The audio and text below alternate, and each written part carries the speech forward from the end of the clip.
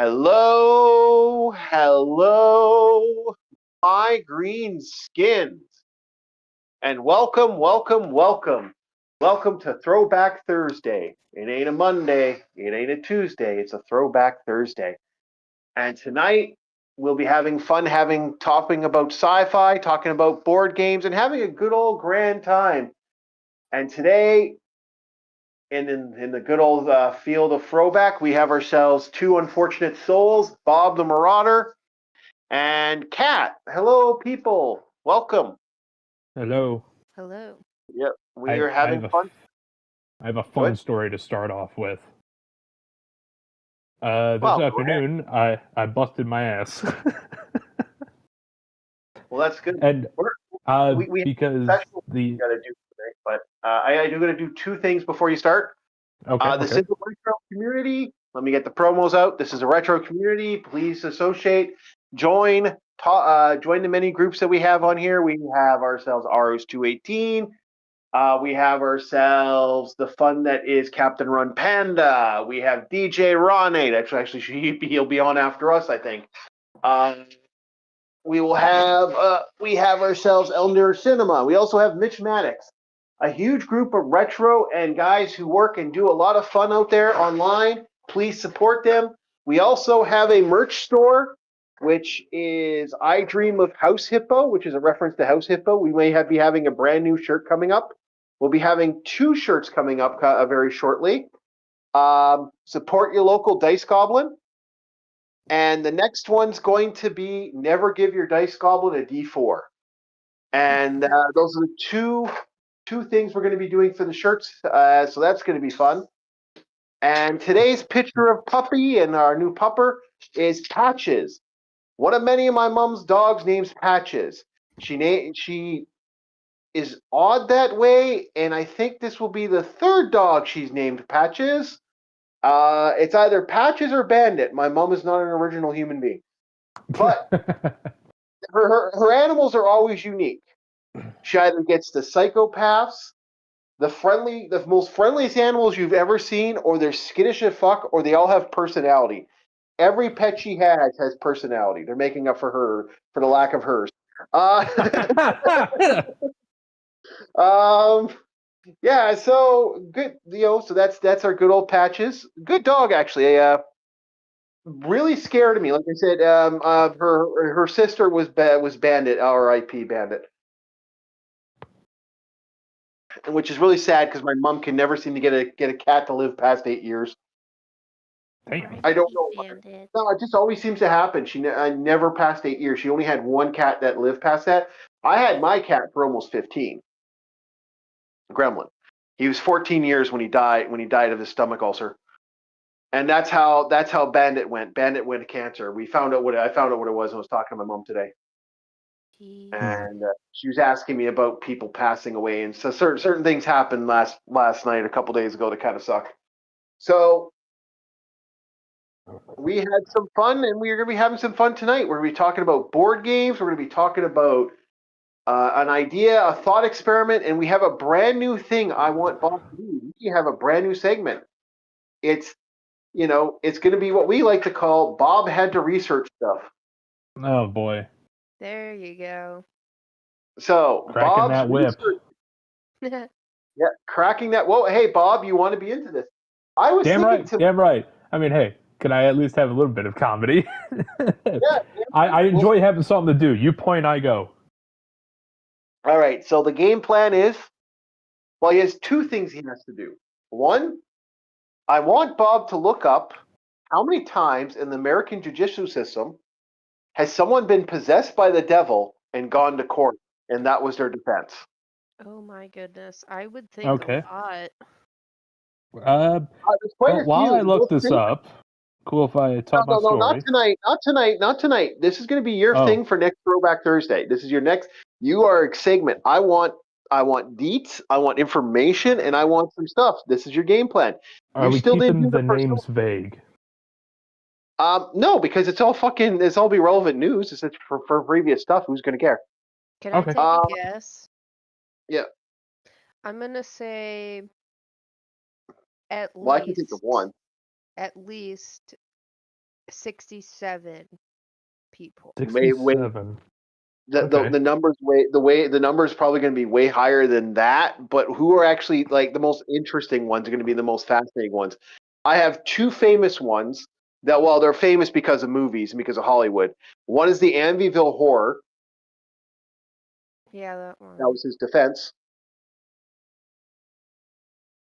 The other one was a mother who set fire to her house, and that one I can't remember exactly where, but this will be Bob's thing. Do the Phoenix Wright games, do that count? No, they don't count, Shadow Man, but they gave me the idea because I had a buddy of mine playing that today while she was screaming at me about episode 4 of Starfleet Academy. Oh, I thought she would have been screaming at you about Edgeworth's new outfit. I'll be honest with you, I know a lot of chicks that like Miles Edgeworth. It is ridiculous.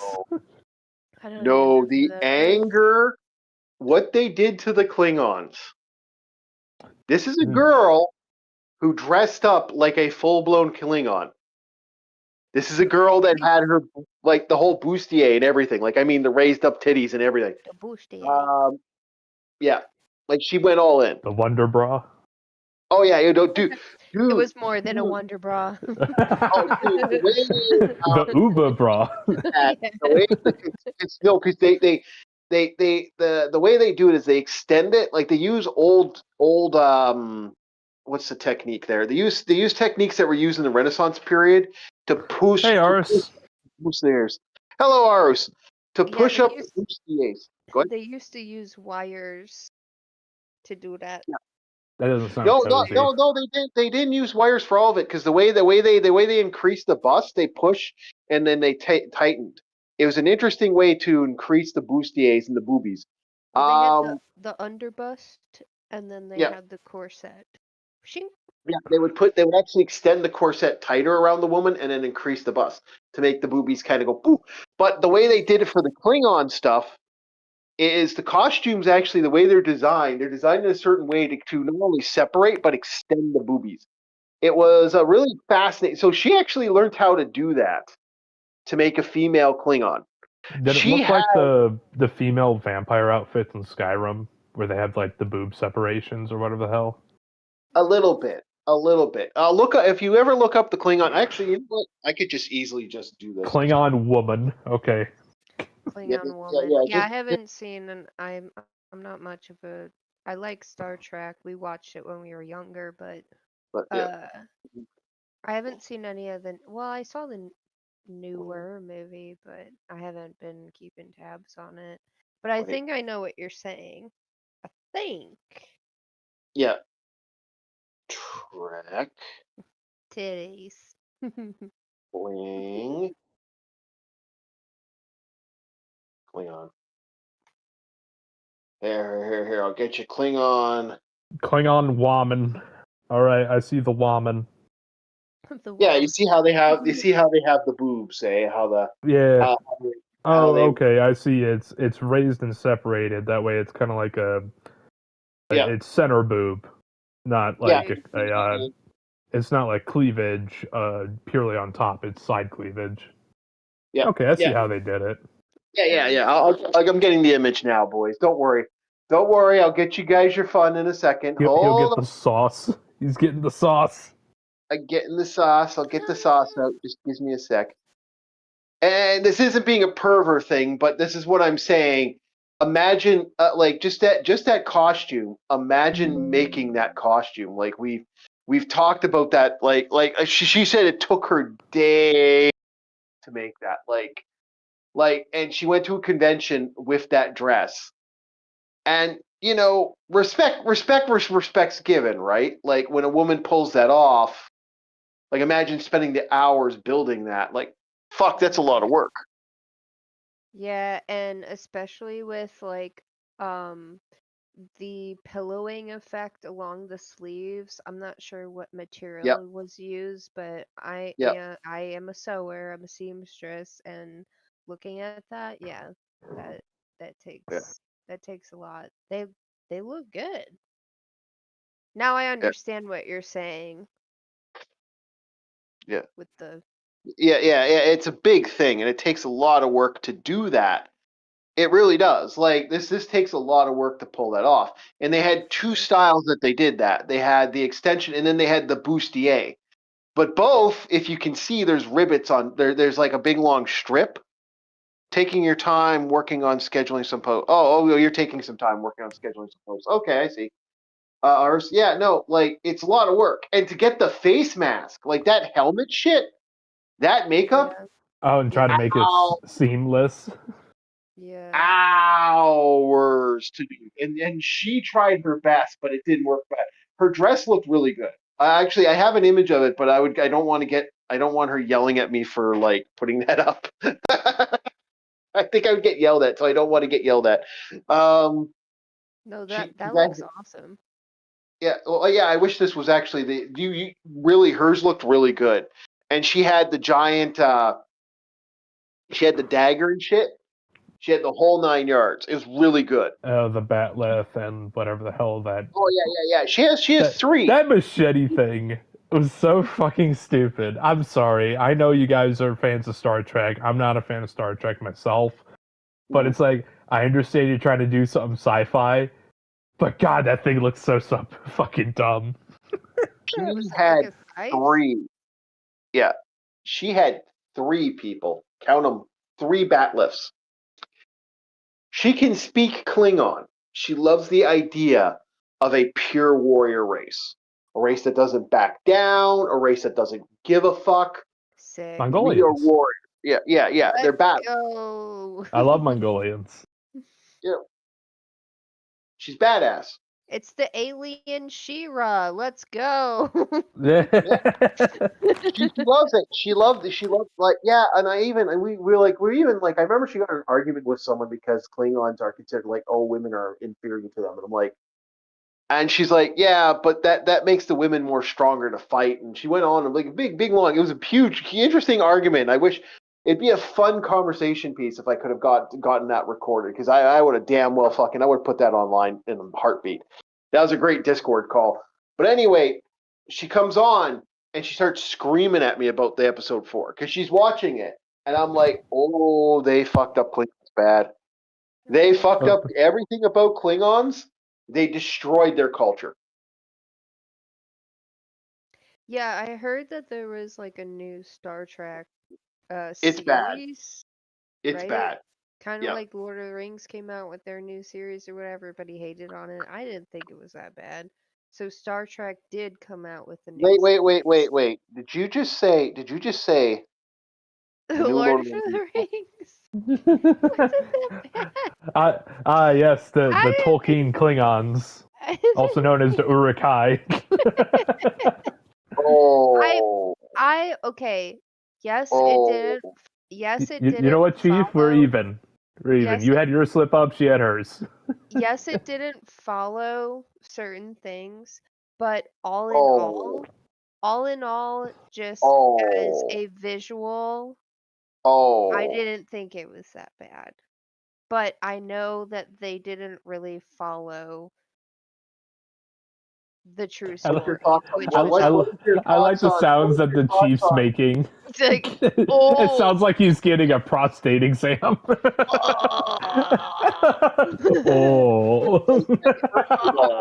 He's dying. First of all, everything you said is a fallacy. Secondly, what's your thoughts on Wheel of Time? Wheel of Time, I thought I saw it, but I don't think I've seen it. Unfortunately, I think Kat's a little bit of a tour. We are playing the tourist. I'm playing the tourist card for you when it comes to Lord of the Rings. Yeah, sure, yeah. Okay, There's a foul on the play. He's throwing the card down. I accept this. This. Yeah, because like everything about that is an insult to the previous characters, the writing of Tolkien, and it's not even that visually good. It's disgusting. The costumes look like shit. Like billions of dollars for billion. Okay, that is to this day the most expensive live action fantasy in existence. You do know that, right? I mean, I know that they didn't follow the stories from what I've read. I was like, under fucking statement. That didn't happen, but okay. I mean, I don't know. I wasn't really infatuated with the costumes. I didn't think the costumes were that bad. But okay. But if they're spending that much money, I didn't research how much they were spending. If they're spending that much money on that, I was kind of like, okay, billions. I can agree with you. I can agree with billions. Do you understand? It's just as bad as The Witcher's ball sack armor. But they also had a lot of CGI in that. Yeah, and but CGI is supposed to make stuff cheaper, not more expensive. Yeah, like the only CGI I remember in some Lord of the Rings was when they had trolls. And the orcs. Whenever they were in like mass numbers, but most of the time those were practical actors, doing their thing. Yeah, it's Cat. No, I'm playing your tourist card for that. It's awful. Follow on the play. Yeah, follow on the play. But it was $12 billion. 10 yards from line of scrimmage. 12 billion? 12 billion. Billion? 12 billion. Yes. I'll look it up. I'll look it up right now what the actual price of Rings of Powers are, because I have. I'm about to say, you want to see money laundering? Look at Hollywood. Jeez, Pete. I'll look at the price. You're going to be floored. Dude, that's like how much money did the Lord of the Rings Ring of the Power cost? Ring of the Power. Was that Ring to the Power of Pi? That's okay. You're gonna laugh at this, bro. All right. Okay. The estimated cost. By the way, this is for 7 Moose stations. Estimated $465 million to $715 million. Crazy. With a total product cost and potentially exceeding $1 billion for the entire series, including roughly $250 million for the rights alone. That is crazy. Where do they get this money? That's what I want to know. Well, okay, you think about like actors and actresses and their stylists and stuff, and it's like a lot of times when a show comes on, it's like they thrift, they make stuff cheap and make it look expensive, and it's like for this, I'm like, okay, so they how much did made Game it of Thrones super cost? Expensive for no reason. Okay, so Game of Thrones. Rumor is Rings of Power, it also went majority to the actresses who demanded more or whatnot because it was during the crazy times. No, okay, for the entire series of Rings of Power, 560, not Rings of Power, Game of Thrones, which is another really good, and actually the costumes look way better. People like the story. Yeah, 560 million. Imagine that. Yeah, where did that money go? Game of Thrones. Yeah. Yes. How many Games of Thrones can fit in Rings of Power? Right. That would be $1 billion, so that would be 2. I think, if I remember correctly, if I'm doing my math right. Of course, I'm half awake. Oh, it's okay. It's okay. So about 2 Game of Thrones is 1 Ring of Power in cost, but when it comes to quality, Game of Thrones blows it out of the water. I'm not even a fan of Game of Thrones, but seeing it on the screen, I was like, I can see how somebody gets into this. Yeah. Yeah, and that's not even the pure amount. There's estimated there might even, you know what they're saying, that the amount that actually went for both seasons of the Rings of Power, their rumor is it was more than that. That's crazy. It was like 2 billion from what I've heard. It wasn't 12 billion. Sorry, it was 2 billion. Got my billions. Got different talking point from what me and my friend were having a couple weeks ago. Billions versus that's crazy. Even 2 billion is insane. Yeah. Okay, the entire Highlander TV show, 12 seasons, spanning from multiple countries. They filmed in 3 countries. Was nowhere near that price. It was like 260 million, I believe was the. I think it was the amount. I'll look at it right now because I remember that I actually looked this up before. God damn you, fucking tablet. Okay, stop the spinning. No auto rotate. Fuck off. I hate that auto rotate crap because it's like I go to grab your tablet and it's like. You can turn it off, you know. I just did. You know what I did? I had it on because I was watching different news media stuff there today. That's fair. How much did the entire Highlander series cost to make, the TV show? But also Highlander was the Highlander show was like, what year was that? That was in the 90s, but even for inflation, this is nowhere near. Okay. The entire show cost 800,000, close to 1 million. That's insane. What are you doing? But that is a show that had multiple trainers, skilled weaponsmith, like even though not all the fighting style, not all the fighting work, skilled weapon, promotional cost, traveling, actors, because the Highlander show had multiple actors every fucking episode. They always had a different person have to show up and get his head cut off by Duncan MacLeod of the Clan MacLeod. Yeah. I wasn't saying insane on that show. I was saying comparing them. Yeah. I'm like, that's crazy. Imagine that 100 million to 200 million, or 120 million. Sorry, ugh. My math, because I'm looking at stuff and I'm also watching the chat. I keep looking down at the chat while we're talking. That's insane. Like imagine that, and you had that series was so popular that right now Henry Cavill's working on the brand new one. We have a brand new Highlander TV show coming out where Henry Cavill's going to be Connor MacLeod, and it looks like the creator of the director of John Wick. John Wick is going to be getting that. We are looking at Henry Cavill, and the director who did all the martial arts stuff and the stunt work for John Wick is going to be a part of this. So it's going to get stupid, I think, for the martial arts. But Highlander did have the backflip head cut off in one episode. There can only be one. Yep. And it was Duncan MacLeod of the Clan MacLeod. Here we are, born to be kings. But that just right there alone, this is what I'm saying when I say I'm not just coming at it as a Lord of the Rings fan, which I am not a big Lord of the Rings fan. When Narnia comes out, I'm going to have a hissy fit like a little fucking girl. I'm going to be screaming about that. I've already heard they're making some of the characters black. I'm not a fan of this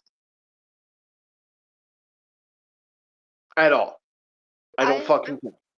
I mean, I totally agree. It's like if you, cause like when they made Dr. Dolittle, and they put what's his face Iron Man.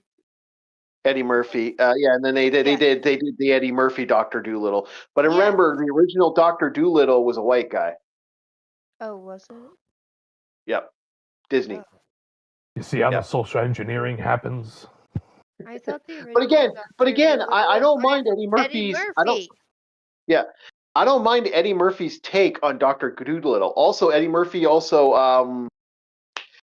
that one where he did what's the one where he turned where he was constantly turning fat from skinny? What was that called? Which movie was that?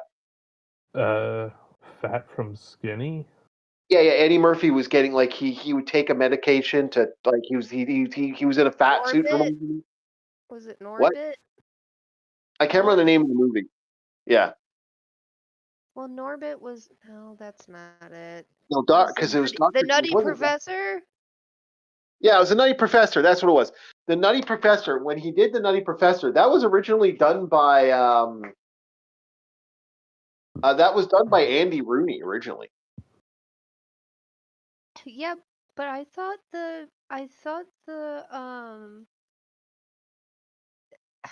Dr. Dolittle was originally Eddie Murphy, but also No, it was a Disney. It was originally a Disney classic. It's one of the few Disney movies because I think that was Andy Rooney as well.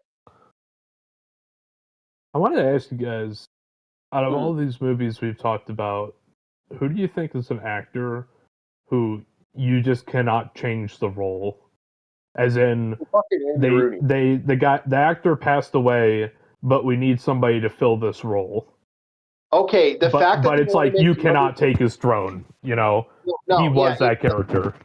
Yeah. Okay, good example. They wanted to make they're thinking of making another Beverly Hills Cop movie without Eddie Murphy. Are you fucking stupid? Are you fucking stupid? Eddie Murphy is an amazing, okay, I do admit his later career kind of sucks, but Eddie Murphy, when you give him a chance, he is one of the best actors of he's one of the best comedic actors of all time. Probably better than most. I love Eddie Murphy. Yeah. And I think he's great. Yeah, I think he's amazing. I just looked it up, and you are right. Dr. Dolittle was in 1967, but when I was growing up, I had no idea who Dr. Dolittle was. So I grew up on Eddie Murphy. I remember having the VHS of Dr. Dolittle. Yeah. So to be fair. So you got also you got yourself not only Andy. And I would say for both characters, like the thing about the Nutty Professor is Eddie Murphy and Dr. Dolittle. Eddie Murphy legitimately, he made those roles his own. That's the difference between that and, like, for example, when Robin Williams did Flubber. Flubber's also another remake. Robin Williams. Flubber. I knew that. Yeah. Robin Williams. What a man. Robin Williams, when I was growing up, he was the guy, and then as I got older, I was like, oh, this is a remake of the actual Flubber. Yeah. For me, if I may, the one actor that I'm like, you cannot take his throne whatsoever. I don't care who you recast. These movies will live on forever. Christopher Lee. You cannot replace Christopher Lee. He is Saruman. He is Count Dooku. You cannot replace him. Yeah, and no, he also, in a lot of ways, I actually consider Christopher Lee as one of the best Draculas of all time. He's up there with Bela Lugosi. He's up there with, the other classics that have done it. And there's only been 3 people I've ever considered good Dracula, and that's Christopher Lee, Bela Lugosi, and the guy who did the Bram Stoker's Dracula. I cannot remember his name now for some reason. That's escaping me because it's an interesting moment. He's a really good actor. Really good actor. If you give him stuff, hello DJ, you want to join in, DJ? Come on in. You're always welcome to join us tonight. And what really made the Star Wars prequels really easy for the Lucas was Christopher Lee's background in fencing. Yeah. All he needed was like the lightsaber with a slight curve. Oh, he's a mad lad. Absolute fucking mad lad. He is easily my favorite actor because when I looked into his history, I was like, holy shit. Oh yeah, this man's a fucking legend. Motherfucker also did metal music, for fuck's sakes. Operatic power metal. Operatic power metal. God. And Christmas versions of said power metal. Yep. Are you talking about Gary Oldman as Dracula? Yeah, Gary Oldman was really good. Gary Oldman was just fucking shockingly good. Gary Oldman. I love Gary Oldman. He played in The Fifth Element. Like, he has so many different characters that he plays. He's hit and miss for me. He's not always good in everything. But, like, he's good in some stuff. Like, he is actually one of the best actors I have ever seen. And when it comes to stuff, but that's my big problem with it. Like, there are like 3 people that pulled it off. Everybody else who's tried to play Dracula has fucking sucked at it. It's either mediocre. It like even the Dracula cartoonish. Untold. Yeah. Okay, Dracula Untold, for example. I liked Dracula Untold. I'm one of those few people that thought, hey, you know what? It's a mediocre movie, but it's an okay movie. And I see Patrick give me a look for that, eh? Like I just see him turn, that turn and looks, making me go, you know what? Let's. There we go. We'll put the if I may, Kat, you want to know one of my favorite stories about Christopher Lee? My absolute favorite. I forget what movie they were shooting, but Christopher Lee's actor, like the character he was playing, was supposed to cut a guy's throat, and he's okay. Yeah, and he's arguing with one of the practical effects guys because Christopher Lee's like, no, it wouldn't look like that, and the effects guy is like, well, what did you know about it? And then he walks up to him, grabs him by the shoulder, whispers in his ear, because I did it. I was like, oh, because then you learn that he was in the British Royal Marines, if I'm not mistaken. He didn't do a lot of military work, but there is some stuff he did do. He's not someone he's brought up. His military record has always been hidden. Like he's very, very good at he's hidden it, but like he did a lot of secretary work. That was a lot of stuff he did. There's a misconception. But just thinking about that, it's like, wait, this guy carved someone's throat out at one time in his service. Holy fuck. Well, he even explained there was another scene where I think it was one of the Frankensteins. He did there was a scene where they chopped the guy's arm off, and it's like, well, no, this is how it would look. It's just like and people went. Wait, you're the gore doctor now? What the fuck? I always loved receiving that head turn because I've had some of those moments before. Yep. Not to the level of Christopher Lee. I'm not that good. But I've had those head turns where it's like, what the fuck? How do you know about that? And then you actually get somebody to sit next to you and they're like, wait, so you know about this? It's like, yeah. Now, another individual I think is actually, you just can't replace him in a role. Is as much as people like to mock the motherfucker, Keanu Reeves. I love Keanu Reeves. Yeah, I know. I think he's a very wholesome actor compared to the rest. I think people like to go because he's a plate of wood. He's like that whoa thing. Like I hate to say it, if you put anybody else in his role, like for example, Ligamago. You want to call him a plank of wood? Look at Nick Cage.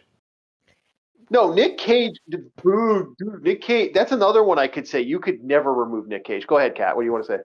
Because Keanu Reeves is known for actually like doing his own stunts, isn't he?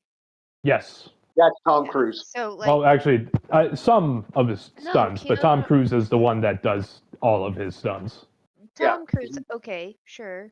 But, like, Keanu Reeves actually trains and he does a lot of his stunts. He might not do all of his stunts, but he, like, you know, I respect him for that because he actually went, like, when, what's that one,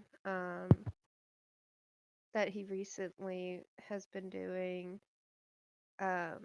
But you can tell, I get what you're saying, but you could tell. I argue stuntmen need a raise. They should be paid almost as much as actors, like neck and neck, for some of the shit that these guys do. Like, prime example, John Wick Part 2. Yeah, John There's Wick a scene where one of the goons is, like, thrown down an escalator and tumbling, and you think it's a mannequin. Then John Wick pulls a knife out of his body, and he jerks. And I'm like, that's a real guy. That wasn't cut. That guy threw himself down a fucking escalator. Yeah, but you can make a mannequin do that, dude. That's not hard. No, that's the thing. It wasn't a mannequin. There was no cut in the film. It was one shot. Yep. Are you sure? Yes. I'm saying. Yes, I analyzed the shit out of that scene. The John Wick series was what I was referencing. Is like he actually went through training and everything to perform most of his stunts, if not all. Yeah, no, I'm not. Yes. I'm not. And again, I'm not knocking Keanu. I mean, Keanu for what he does. Keanu is a great guy. But what I'm saying is you can't remove him. And same with Nicolas Cage. Any role Nicolas Cage is in, if you were to take him out and put some other actor in, the janitor. No. No. you can't do it. You can't do it. No. It's just he's such a character actor. Another good one, another really good one is what's his name now? The guy who did American Psycho. Is he also the same guy the one who flew over the cuckoo's nest? No, Batman. Chris Bateman. Christopher Bateman. He is so good at this. He has that energy about him. When he said American Psycho, I thought of Johnny. My bad. Yeah. Oh, there's quite a few actors. That movie was a fucking trip. Yeah, there are quite a few actors that still exist that still have that energy about them. I would say Henry Cavill. Like, as much as I like Henry Cavill, I think Henry Cavill's a great actor. Yeah, Christian Bale. Yeah. Yeah, Christian Bale. Yeah, Christian Bale's great.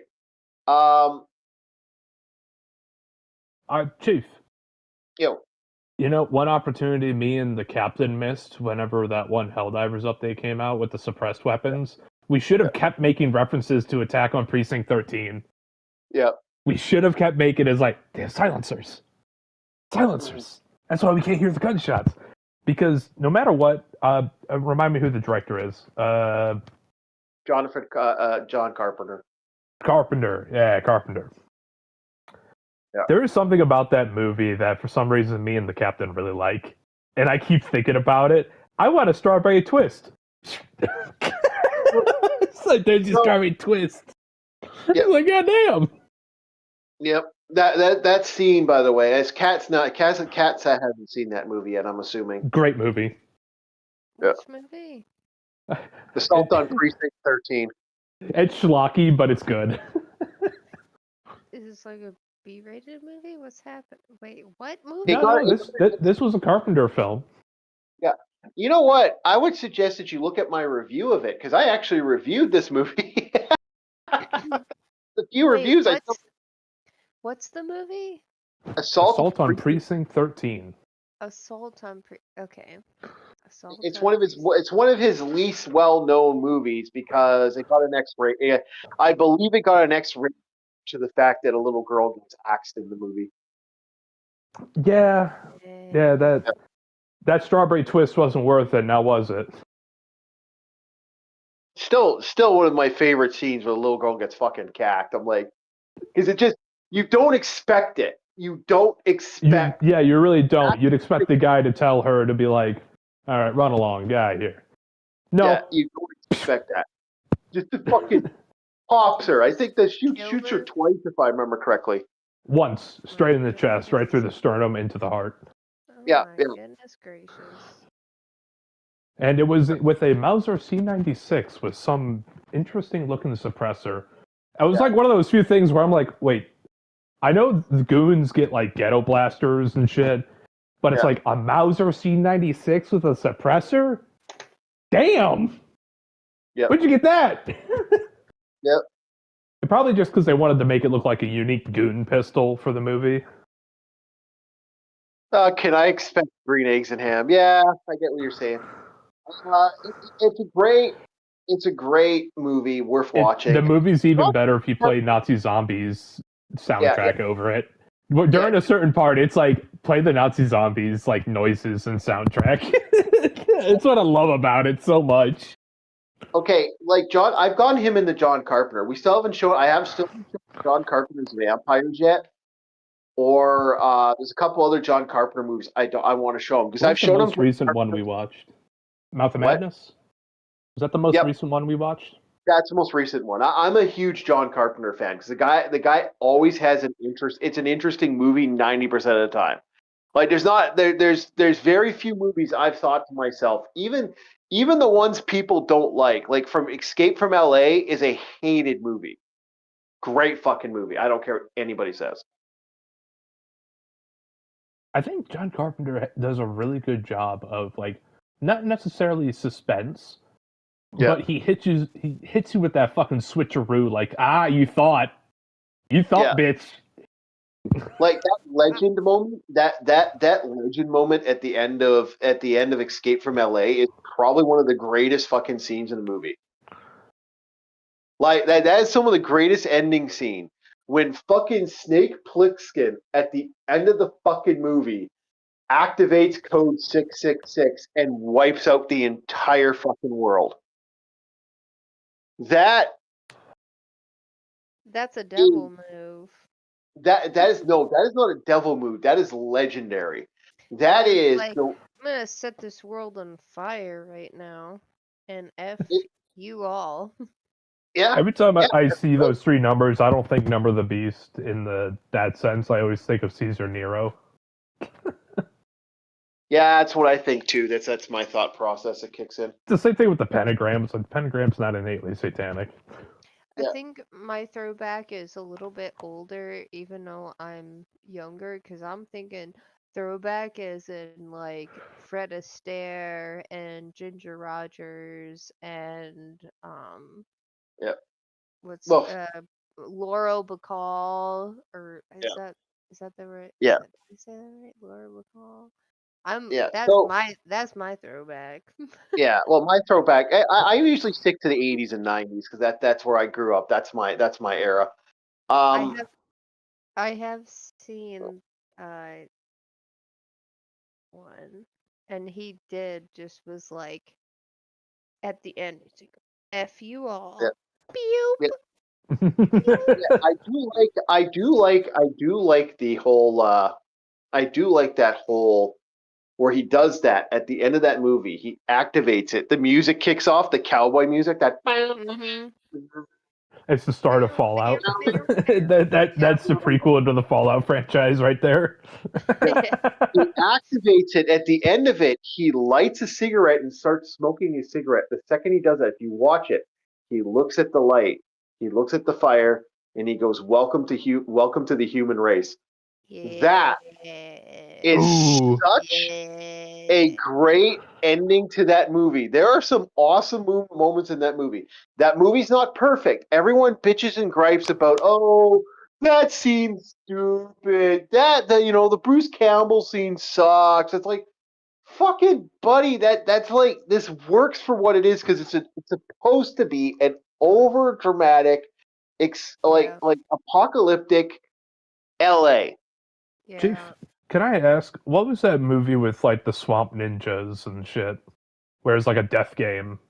Oh, that was Avenging Force. That's Michael Avenging Dudikoff. Force. Okay, yeah. That movie was both equally stupid and fun.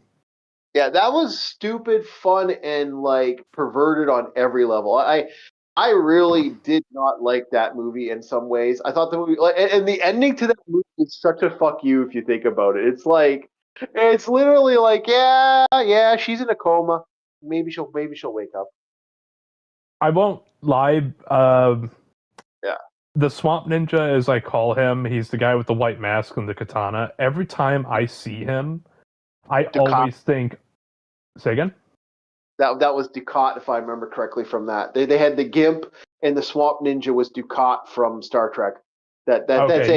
Either way, that guy. That's actually a Puerto Rican actor, if I remember correctly. If that's Dukat, I'll have to look. Hold on. Oh shit. Yeah. By the way, while you're looking at that, every time I saw that mask, it reminded me of Straw Hat White Mask Ninja Man from my Navy days. Yep. That is a story I can only tell in private because reasons, but that man's a fucking legend.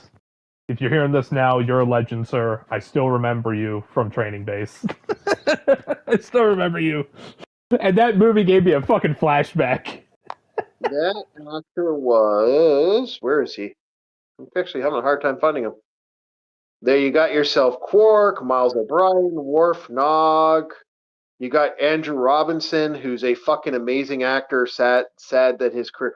It's Marco Armando is him, and I believe he's either Cuban or Puerto Rican. He's 83 years old. American actor in the United States. Wachowski. He is... I'm certain his family's from I'm looking up right now. Hold on. No problem. While I buy some time, I could tell you a story of what happened today. Go ahead. I think I gave somebody a heart attack. If anybody else saw me, they'd also probably have a heart attack. Oh my gosh. I'm going to the store, and the problem with crosswalk nearby is the snowplows didn't plow the corner properly, so they plowed it in like a 90 degree. So cars have to take a long way around. And obviously I don't know if it's necessarily the business of the local businesses to make the sidewalk available, or if the snow services have something like that. But the sidewalks are like a good knee high of snow for me. So I'm doing like high knees over there. Granted, I'm having a good time. I'm actually laughing because it's like, oh my God, I love this weather. This feels so great. Oh, yeah. Because I can actually run in this weather and not feel like I'm a sweaty, I don't know, just a nasty sweaty.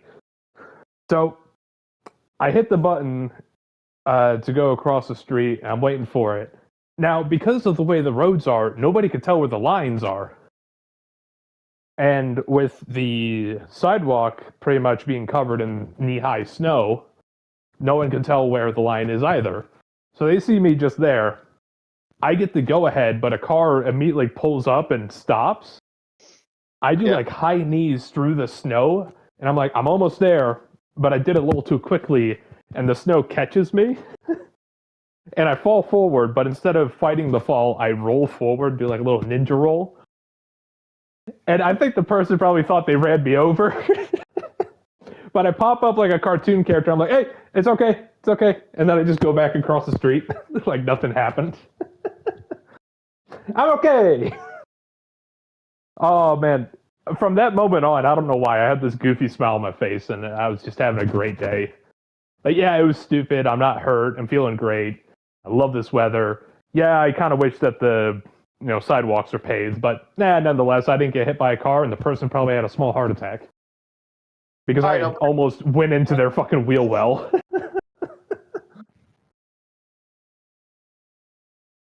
I don't know. I think it's just the military side of me that riding that Razor's Edge always makes me happy. It's like, yes, I can feel alive again.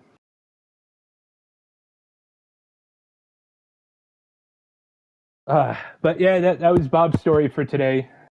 And I busted my ass. Because everything else was fine, but my butt hit a hard part of like dirty snow. It was almost ice. And I had a wet mark on my left butt cheek the whole time. So everybody thought you pissed yourself? Probably, but I didn't care because it was just like, man, I'm listening to music. I'm in the store right now. I'm getting some food. I got paid. You know how it is. It's like, yeah, I'm feeling good. They're like, he busted his ass. Yeah. Well, what happened to me a couple weeks ago? I accidentally brought my Crocs out in the winter, and it's not exactly a good idea. Crocs, yeah. Like the footwear? Oh my god. Okay. Oh my god. Yeah, here I am in -40, totally fucking spaced out because I was in the middle talking to someone while I'm going downstairs taking my garbage out. I walk out and I'm like, oh, I'm in my Crocs. Skate, skate, skate, skate, skate, skate.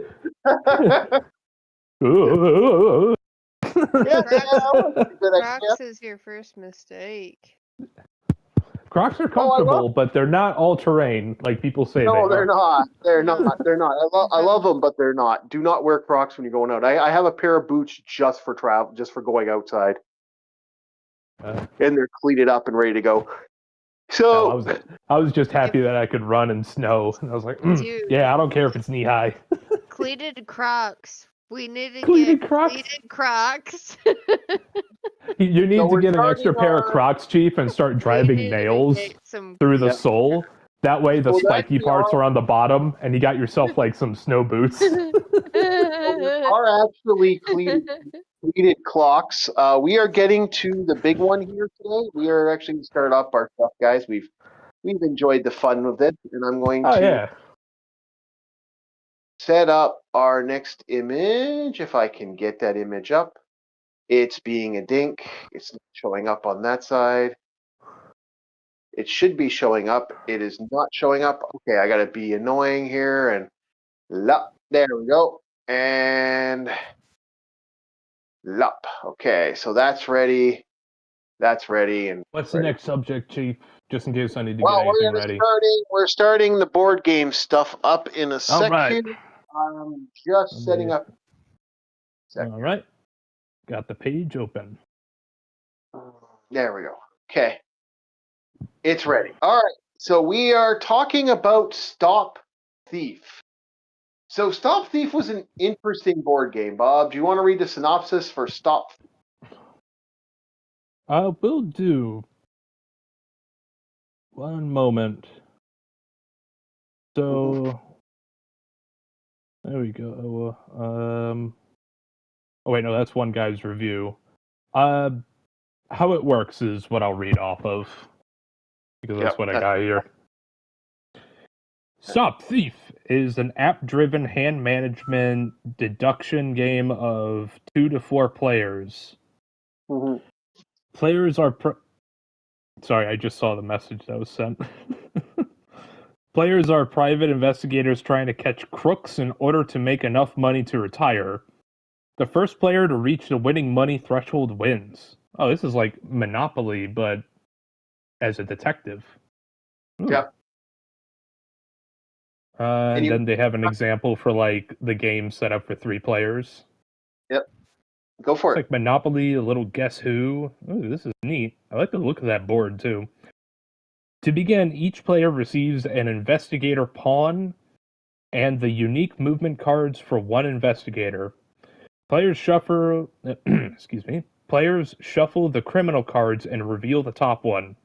Players boot up the Restoration Games app and start a new game of Stop Thief. The app will choose a starting player. Oh, this is like a little hybridization of tech and board. Yeah, they say the app, but it's not really. Well, I guess there is a new version of it that has the app. This version, that originally it had a little machine that would be like, stop, thief, stop, thief. Active, like, is this like the Monopoly where you had the electronic thing and it's like I want to ride my bicycle? It's Clue. This is giving me the vibes of Clue, but yeah, very similar to that. Yeah, a little bit virtual. You got your cards with your players on the left, down left. Yeah. And it's like you got this virtual machine, which is like a amped up 80s version of Clue. You got your rooms and everything. Yep. Yeah. That's what I was saying. It was like you got a mix of Clue, Monopoly, and I don't know why, but the little pawns that are there always, I don't know, it's reminded me of Settlers of Catan. Just it has a little thief pawn. Yeah. It's great. It's a great idea for an interesting board. Like, I'm actually fascinated by stuff like this because I like the little computer things. Because, like, I'm still mad that those don't exist as much as they used to. Like, I would love to play some of these stuff. Like I just say I want these games back. Like, this looks so much fucking fun. Yeah, a lot of board games now, to your point, they don't have little electronic devices anymore to add to your game. It's just it does add to the expense. I will be devil's advocate on that for packaging and all that. Yeah, but this stuff is like, well, to me, it's like, you know how expensive board games are now. Like I was talking to someone about that. The reason figurines and people aren't buying, Hasbro toys anymore isn't that Hasbro toys that kids don't want to play with games. Kids want to play with toys. The problem is, it went from getting a fucking a little like a G.I. Joe. Like, you could buy a G.I. Joe for $12 back in the day. It's $20. I'm going to use the restroom. Keep talking. I'll be right back. Yeah, it's $20 now. That is absurd. That the pricing of how this shit has gone in the last 20 years. It's just like it went from, like, I was looking at Pokemon toys. I was looking at getting Pokemon Lego, like the Lego Pokeballs I've been seeing around. $12 a fucking Lego, a little fucking toy. There's a little piece of plastic the size of a fucking ball, the size of my left ball sack. My left nut. That's why I keep telling my friend that made a couple of games, like, go on Kickstarter. I'm like, put it on Kickstarter. And even still, the stuff that you see on Kickstarter is like $60, $80. But you gotta think about, like, Okay, I'm back. the price to get your pieces, price to get the board printed, where you're getting it from. Yes, there's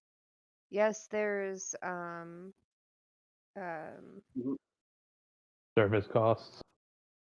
Yeah. Can't think of the word. The maintenance fee, fixing that. And the funny thing is like the funny thing with a lot of the maintenance that's going on in our world. Let's be painfully honest. We have not a lot of the shit that exists right now. As I'm cleaning my glasses here, don't mind me. I'm just getting this done. He's old. Yeah, no. A lot of the shit that exists nowadays. Let's be painfully honest, and I'm going to be painfully honest. The price of making half this shit hasn't changed. Oh yeah. Like this, it's just fucking Hasbro, man. It kind of has changed, because I would say, okay, inflation is the word I was thinking of, but it kind of has changed because but that's the problem. It's cheaper now. It's one moment, Chief. Let her finish. Hold on. I work at a packaging company, and we order rolls of paper. Like, this is not the type of packaging that we do, but to be fair, if you want to order paper to get laminated, like these boards and everything, and get these cards made, it comes down to the minimum. Like, they have minimum orders that, like, so if my packaging company that I work for is like, hey, we want to order this, for one, they're gonna have to outsource the board, because we don't produce the board, and then they're gonna have to also outsource the lamination to get to it. It's just for example, when I talk about products like this, I get what you're saying, and you are right. But here's the difference: is like for a lot of this stuff is outsourced to China. Now, fundamentally, a lot of this stuff, like unless it's a new product, they mass produce this in a fucking QR factory. That don't the money that those people are making has not gone up in everything now is with the tariffs and everything. We've gotten a lot more business, like, I would say business, because they're like, well, the tariffs and everything, so they don't want to outsource it through China anymore. So but before, back in our day, 80s, 90s, 70s, 60s, whatever, back in that day, it's like we could outsource it through China and it was super cheap. But that wasn't a product that didn't start happening until the 90s to 2000s. You never saw the major mass production bullshit coming from China, and shit started peaking. My favorite example of a joke of this was I remember talking to a friend of mine about this while we were having a conversation. We were watching the news, and I turned and said to him, and I'm like, because this is during the time of the Iraq War. Like, this is before and after the Iraq War. In my exact word, good old sandbox. Yeah, my favorite moment of the sandbox war was this moment before the Iraq War. Hey, why is gas price going up? Well, because we haven't gotten in a war yet. War happens, price goes up. Why is gas price gone up? It's because we're in a war. Peace is made. Why gas price still skyscraping? It's peace. I see what you're saying. That doesn't. It's a goalpost keeps moving and moving. That doesn't really have any relevance to the paper. And no. But what I'm saying is because of inflation and because they don't want to deflate, which they should be doing. This is the same thing that happened with gold. gold and silver. So like you're never this goalpost of gold and silver is never going to stop. It's going to get worse actually because we're not giving them the actual fair market value. If that is an answer, I think I know what Kat's trying to say. Yeah, I get what you're saying, Kat. I do get what you're saying. But what I'm saying from the level of like the marketing aspect and having a nonstop argument with an accountant over this shit.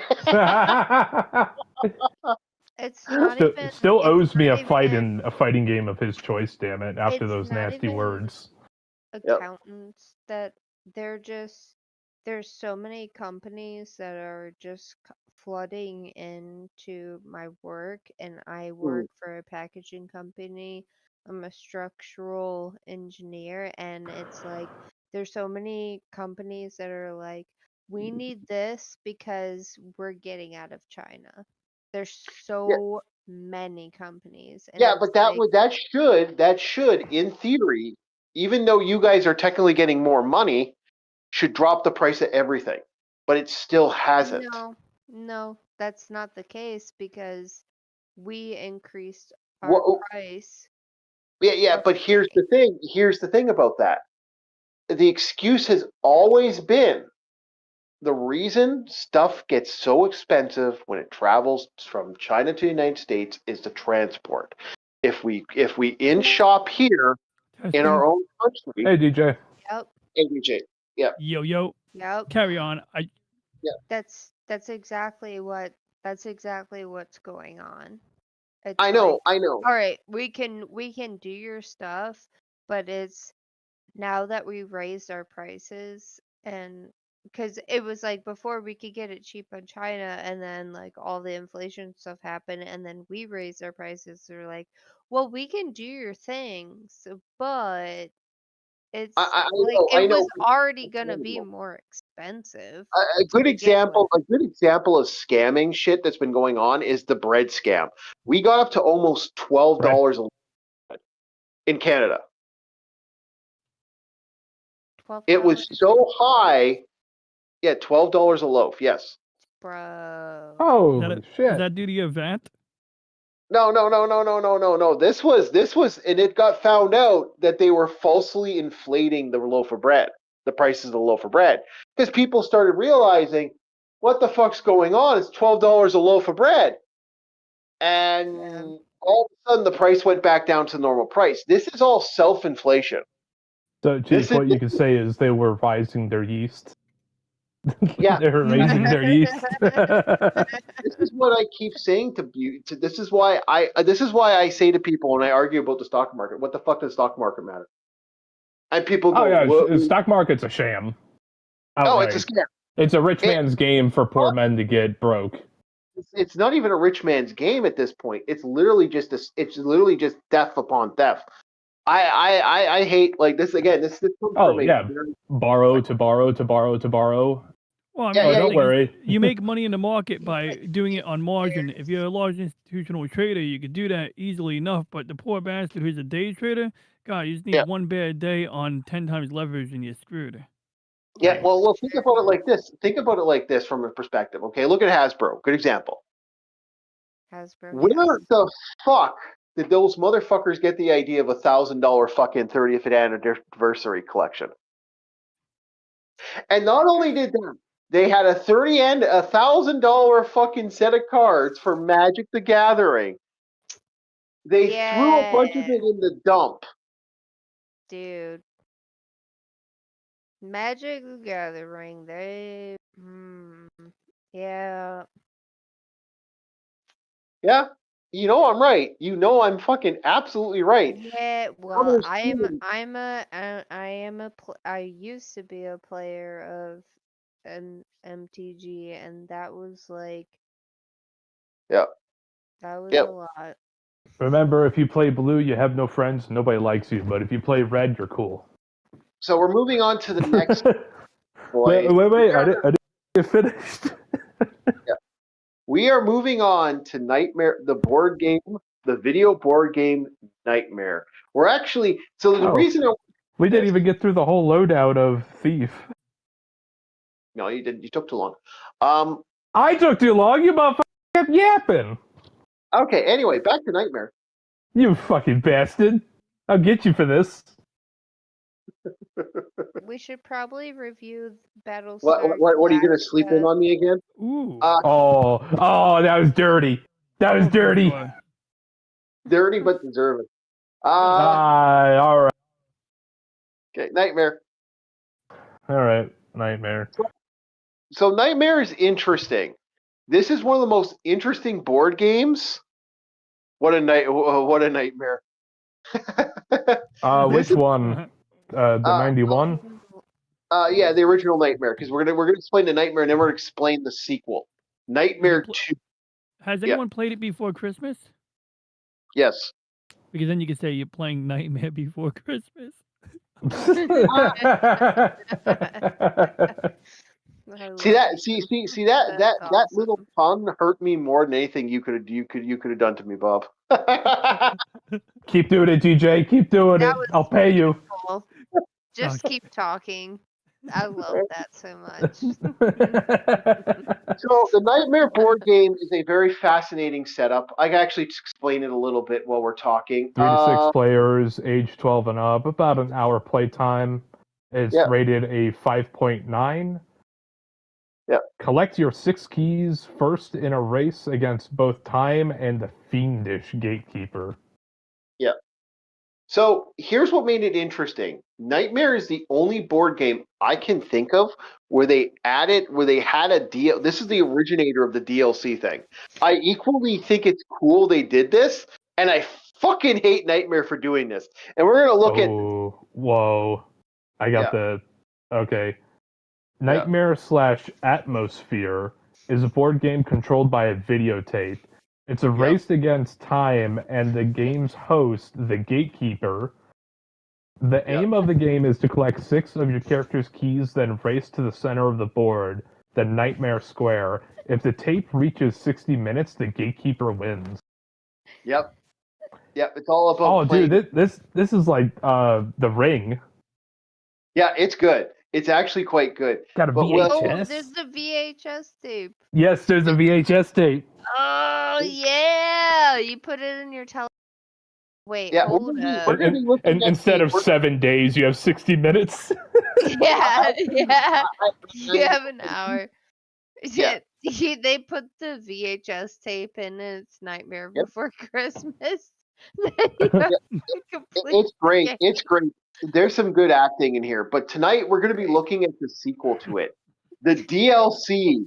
They actually made a DLC called Nightmare 2. They also have 3 and 4. Yes, they do. But 3 and 4 had different boards. Okay. Pulling up Nightmare Dose. Yeah. This one's actually rated higher. It's a 6.2. What does the VHS tape actually play? Well, actually, we're going to look at that. We're actually going to look at the commercial, and we're actually going to look at the actual board. I made a point that we're going to do that tonight. So everything's about the same. It's 3 to 6 players, hour play time, 10 and up. The weight actually increased from like 1 point something to 2.05. Yeah, so it's slightly heavier. Yep, it's a darker thing. He's coming back for more frightening fun, more atmosphere. He's the outrageous zombie Baron Samedi, and he's going to thrill you for another hour of hi-fi shock treatment in this lightning-fast sequel game. Yep. How good is my voice? I hope I did a good job. That was good. Okay, so boys, we're going to get to Nightmare 2. I'm actually... Interactive VHS video cassette. Hell yeah. I remember when these started first coming out, you had choices. Yep. Yeah, choose your own adventure. Yeah. Yep. So I am closing the window now. We should be seeing this, hopefully. I'm checking it out. So we are going to be looking at the commercial first, boys. Oh, well, we do not want to see my thing there. All right, hold on here. I'm just making sure it's clean up. Yeah, okay. It should be going. We will see what happens here in a second. We're going to hit play for the board game and the commercial first.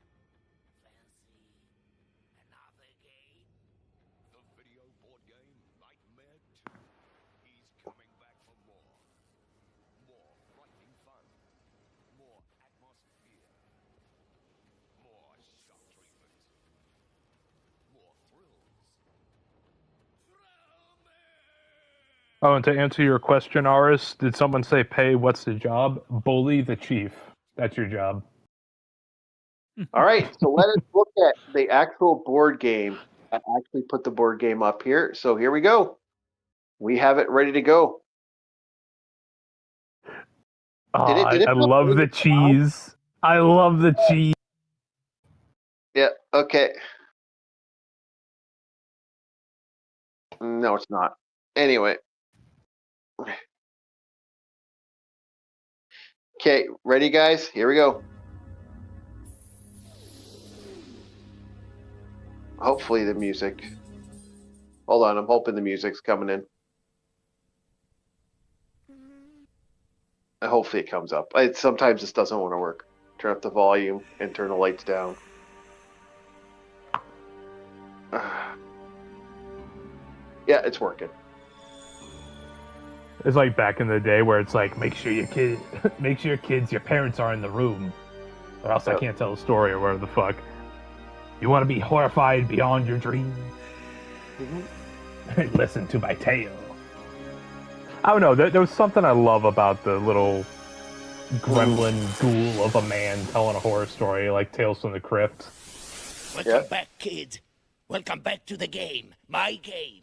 Call me Two-Faced. Call me anytime. Call me Baron Samedi. Scope this. Check it out, children. Talent. Raw talent. Yeah, making sure it's working. Baby, believe me, rock and roll is good for the soul. Except I ain't got one. Now, how's that for an opener from a good-looking corpse? Now, here's the scoop, kids. Whenever old Uncle Baron says, thrill me, Don't tell me stand twice. straight up, straight away, and say, yo, Baron, I can dig it! That's, yo, Baron, I can dig it! I miss this kind of feeling for Halloween. Let's cut to the chase.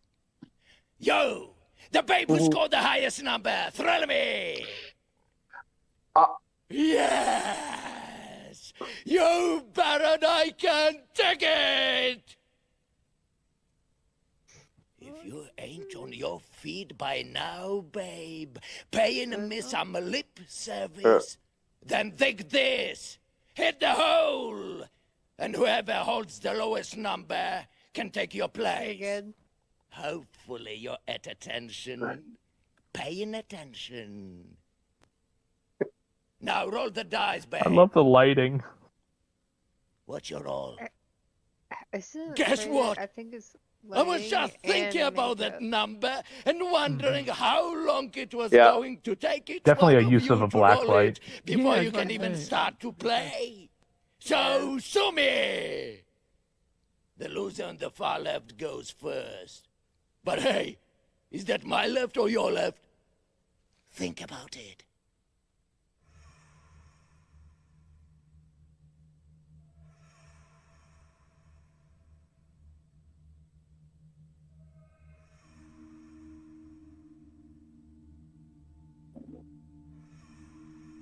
So I'm at the timer now, so I'm going to kind of get to there. So here's the thing about this with the timers.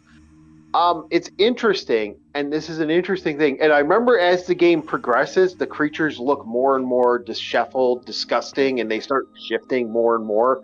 Like, as time will progress, they will get worse. And it's interesting how it goes. Oh, damn.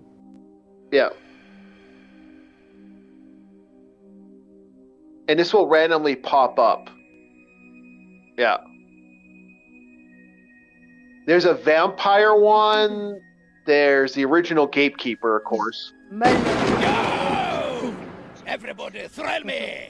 Yo, Baron, I can It's just the right amount of cheese. Now, this is what I call group therapy. The left. But anybody who failed to stand and lay aloud, yo, Baron, I can dig it on me, is in for some shock treatment.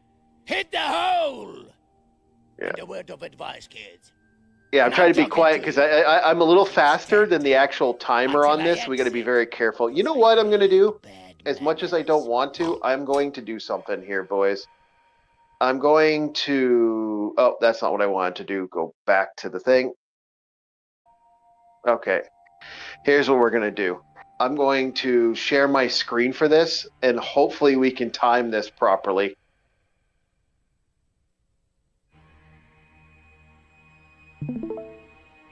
Okay, boys. Hopefully this works and we don't get a glitch out. So are you guys seeing the DNW? Yeah, I'm trying to show it right now.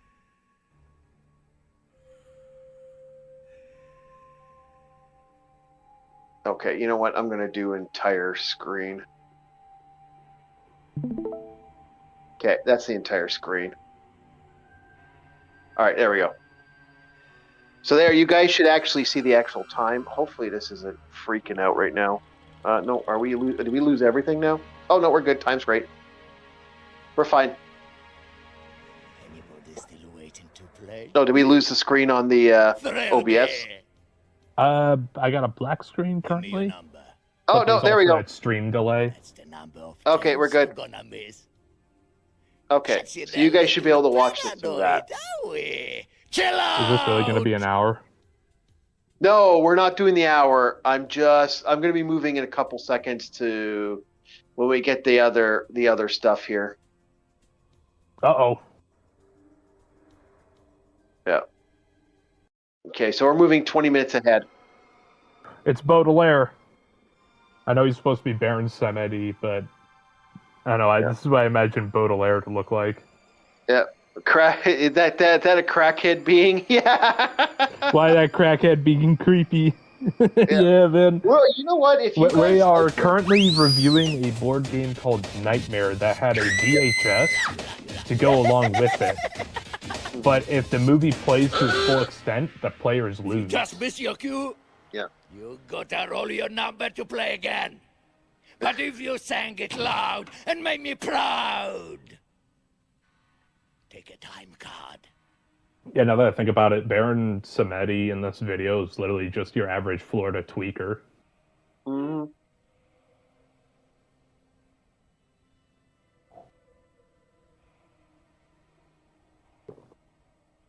Okay, let's get to the more creepier version. I'm moving to the 30s. Okay.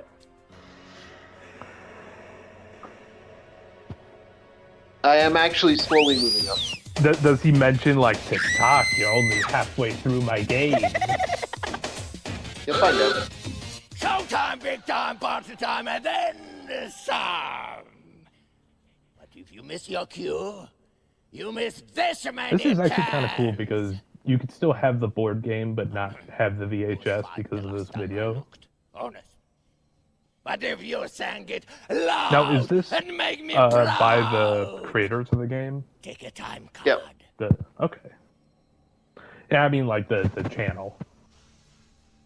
No, this isn't. Oh, okay. Okay, we're moving a little farther ahead where we get to the 50-minute mark where he's starting to transform. You're in the Are you hole. enjoying it, Vin? You feel like a tyrant yet? Just to answer his question. Okay, let's get to the next one here.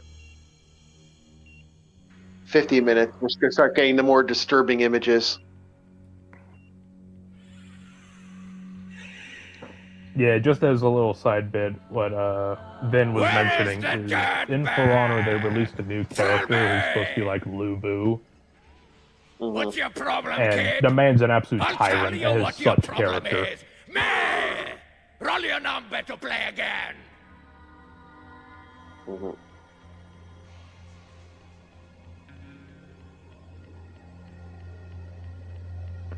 Damn straight, he's cracked. Okay, so we're moving to the last bit, boys. We are actually gonna. Go! Let's go! Thrill me! Take this, you sick little Okay, puppy! here we go. Roll your number to play again. Now, as the time progresses, does his makeup get more intense? Because I Yes, noticed in that yes. close-up, yeah, I noticed in that close-up he had like a skeletal mask with his makeup.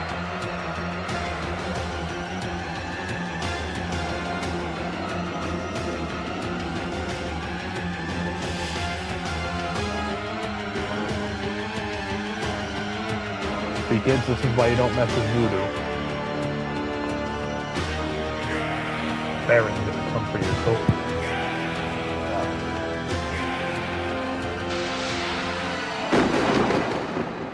Time's up, losers! Winners are grinners, and I'm flashing the ivory! And take your bow! Yeah. 5 seconds. I hope you Oh have no. a nice night's sleep, children. And don't forget to check under the bed. If you like it hot, the video board game Nightmare is on a fast boil. Take one, Gatekeeper! If you've already had the Gatekeeper and the zombie around for a housewarming, The Witch is really going to turn up the heat. Add a dash of zombie? With a mix of interactive entertainment that will have you howling for more. Bring the slow boil. The video board game Nightmare 1, 2, and 3. Take them all home. Yeah, and it's just take them Nightmare all 3 on as well. tonight.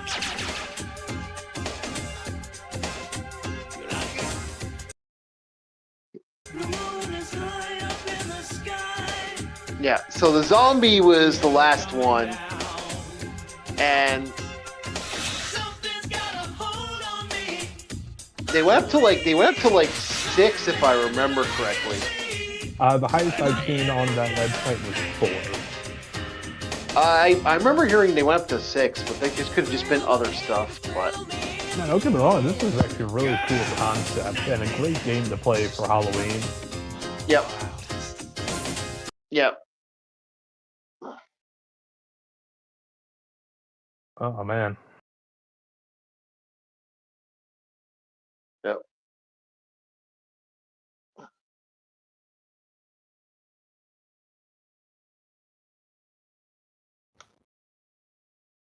There we go, kitty cat. Okay, What boys. Yep. console was that on? All right, guys. I hope you guys liked the Nightmare. There are other phones. Like I've actually What- sat down and What watched. console was that on? What was that? What do you mean? Like the Nightmare board game? No, what console was that on? Console. It was on VHS. You could also at one time buy the DVD collection where all it was the different the different events, and you could watch just the different events. Yeah, but what console was that on? Are you talking like? Are you talking about the board game or what me and Ben were chatting about? What I just witnessed, it was Okay, no, that was a VHS that somebody recorded from the original board game and just put it on YouTube. Yeah. So technically, any It was console a- that could run YouTube could have that video. It was Yeah. it was a video, but was that like an original, and then they decided that they were gonna put it on like Atari or Sega or whatever. It's not on anything. It's legitimately you would buy the board game, and that VHS was a part of the board game.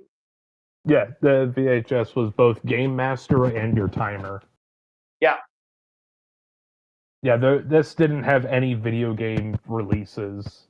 Yeah. It seemed like there was some. Was that really like the?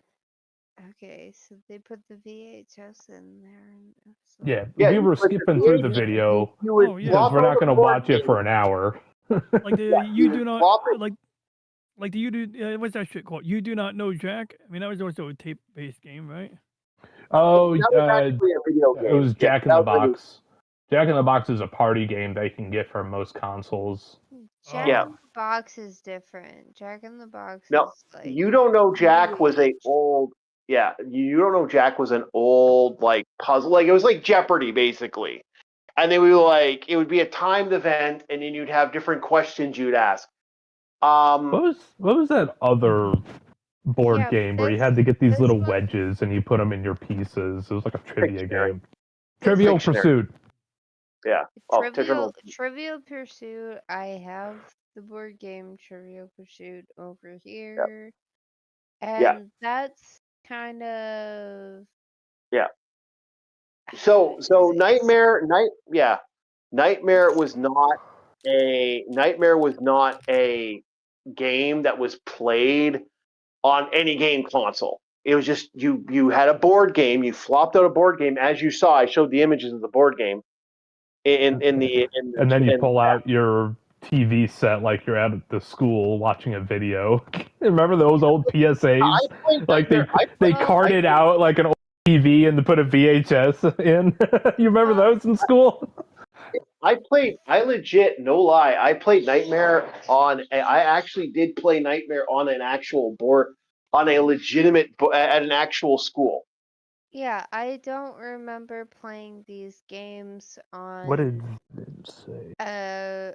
Virtual whatever. I remember playing them on like actual like board games. Yes, that's what that was. Yes, this is a board game in VHS paired. That one kind of reminds me of like, okay, this is the cross between playing it on a board game and playing it in virtual reality. So it was a little bit, and that's why I said it reminded me of the one game where it's like, when you say VR, you mean like tabletop simulator? No, not tabletop. It was my gosh, I am drawing a blank right now. But it's okay. There were multiple versions of that type of thing. They made several different games that were similar to that. There was the Star Trek one. There was a Dragon Strike one. There was lots where it would be like, stop now what you are doing. I have come to seek you. Then there was a guy who said you're alone, and then there was the most recent one that someone created where you're alone in a dark woods. That's the new one that just came out, which is an actual video game that the guy would actually have a puzzle for you. So he would come and you find yourself in the dark woods. Which pick do you pick? And then he'll freaking insult you and ha ha ha ha ha. You're such a fucking moron, or he would say, damn, dude, chill out. I'm trying here. Holy shit. He would be like, your brain is so small, you can't even realize what's going on. Did you like he would just insult you just nonstop. That's the new one but originally a lot of the stuff was VHS board game stuff. There was even a Nancy Drew one, I remember. My brain. One moment, Chief. There was a Nancy. What Vin has typed out relates to this. It's very similar to the Scream card game, except instead of VHS, it had an app that was paired with it. Yeah. And he also said, reminds me of Zork. Yeah, it was Zork. That's pretty much. I think that's actually the name of it was Zork. But yeah, so we are going to get to gaming. I know you are not going to remind me later because I'm not. You guys got to stop fucking trying to steal my. Every time the Chief dies in a game, we laugh. Okay, can we all agree on that? Well, too bad. I said it anyways.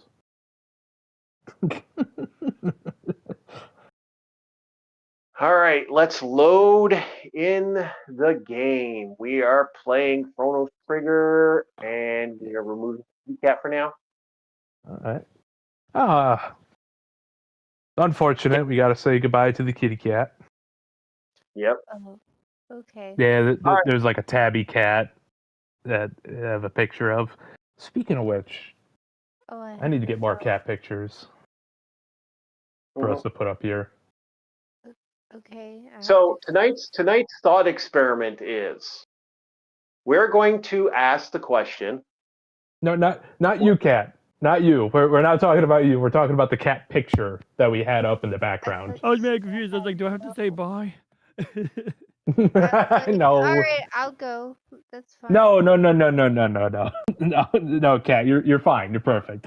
It's just the background image we have when we're not showing anything directly. It's just something to entertain the crowd while we shoot the shit.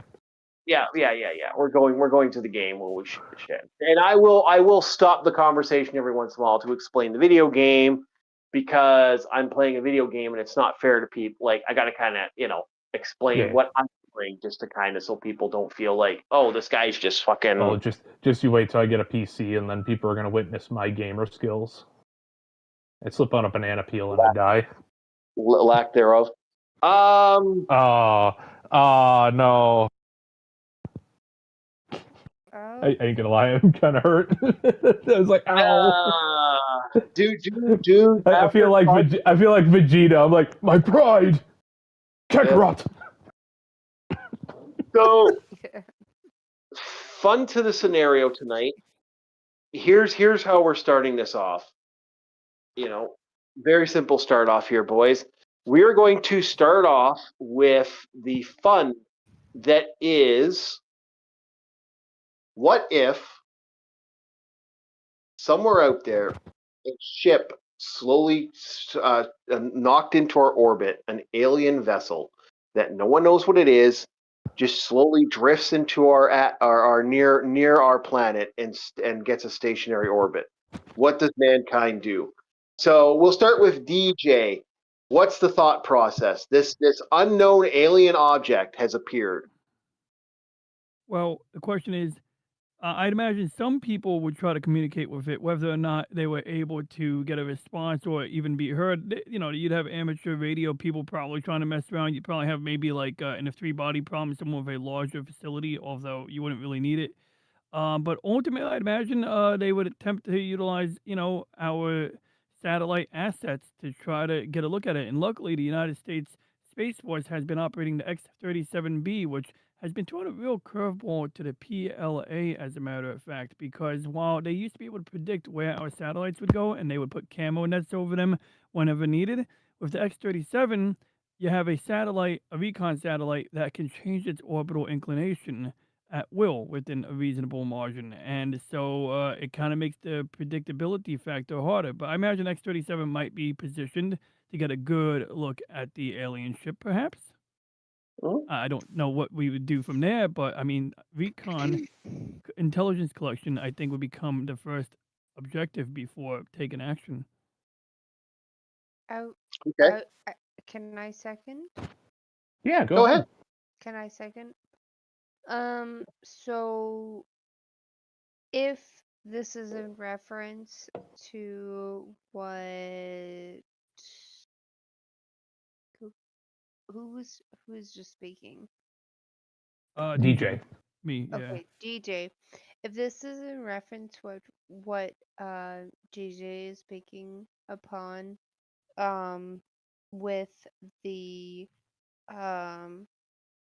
like the thermo filtering through gosh, what's the scientist's name? The one that is doing the he went through the Egyptian, and he went through and he scanned the guy that scanned the Egyptian towers. Yeah, he scanned the Egyptian towers, but it was Are you referring to the under-earth Egyptian rods that apparently exist? Yes, the one he did it through thermo and he did it through satellite. That one is what I'm referencing to. Yeah, no. We are not talking about the Marloki that is the fictional devices underneath the Egyptian pillars.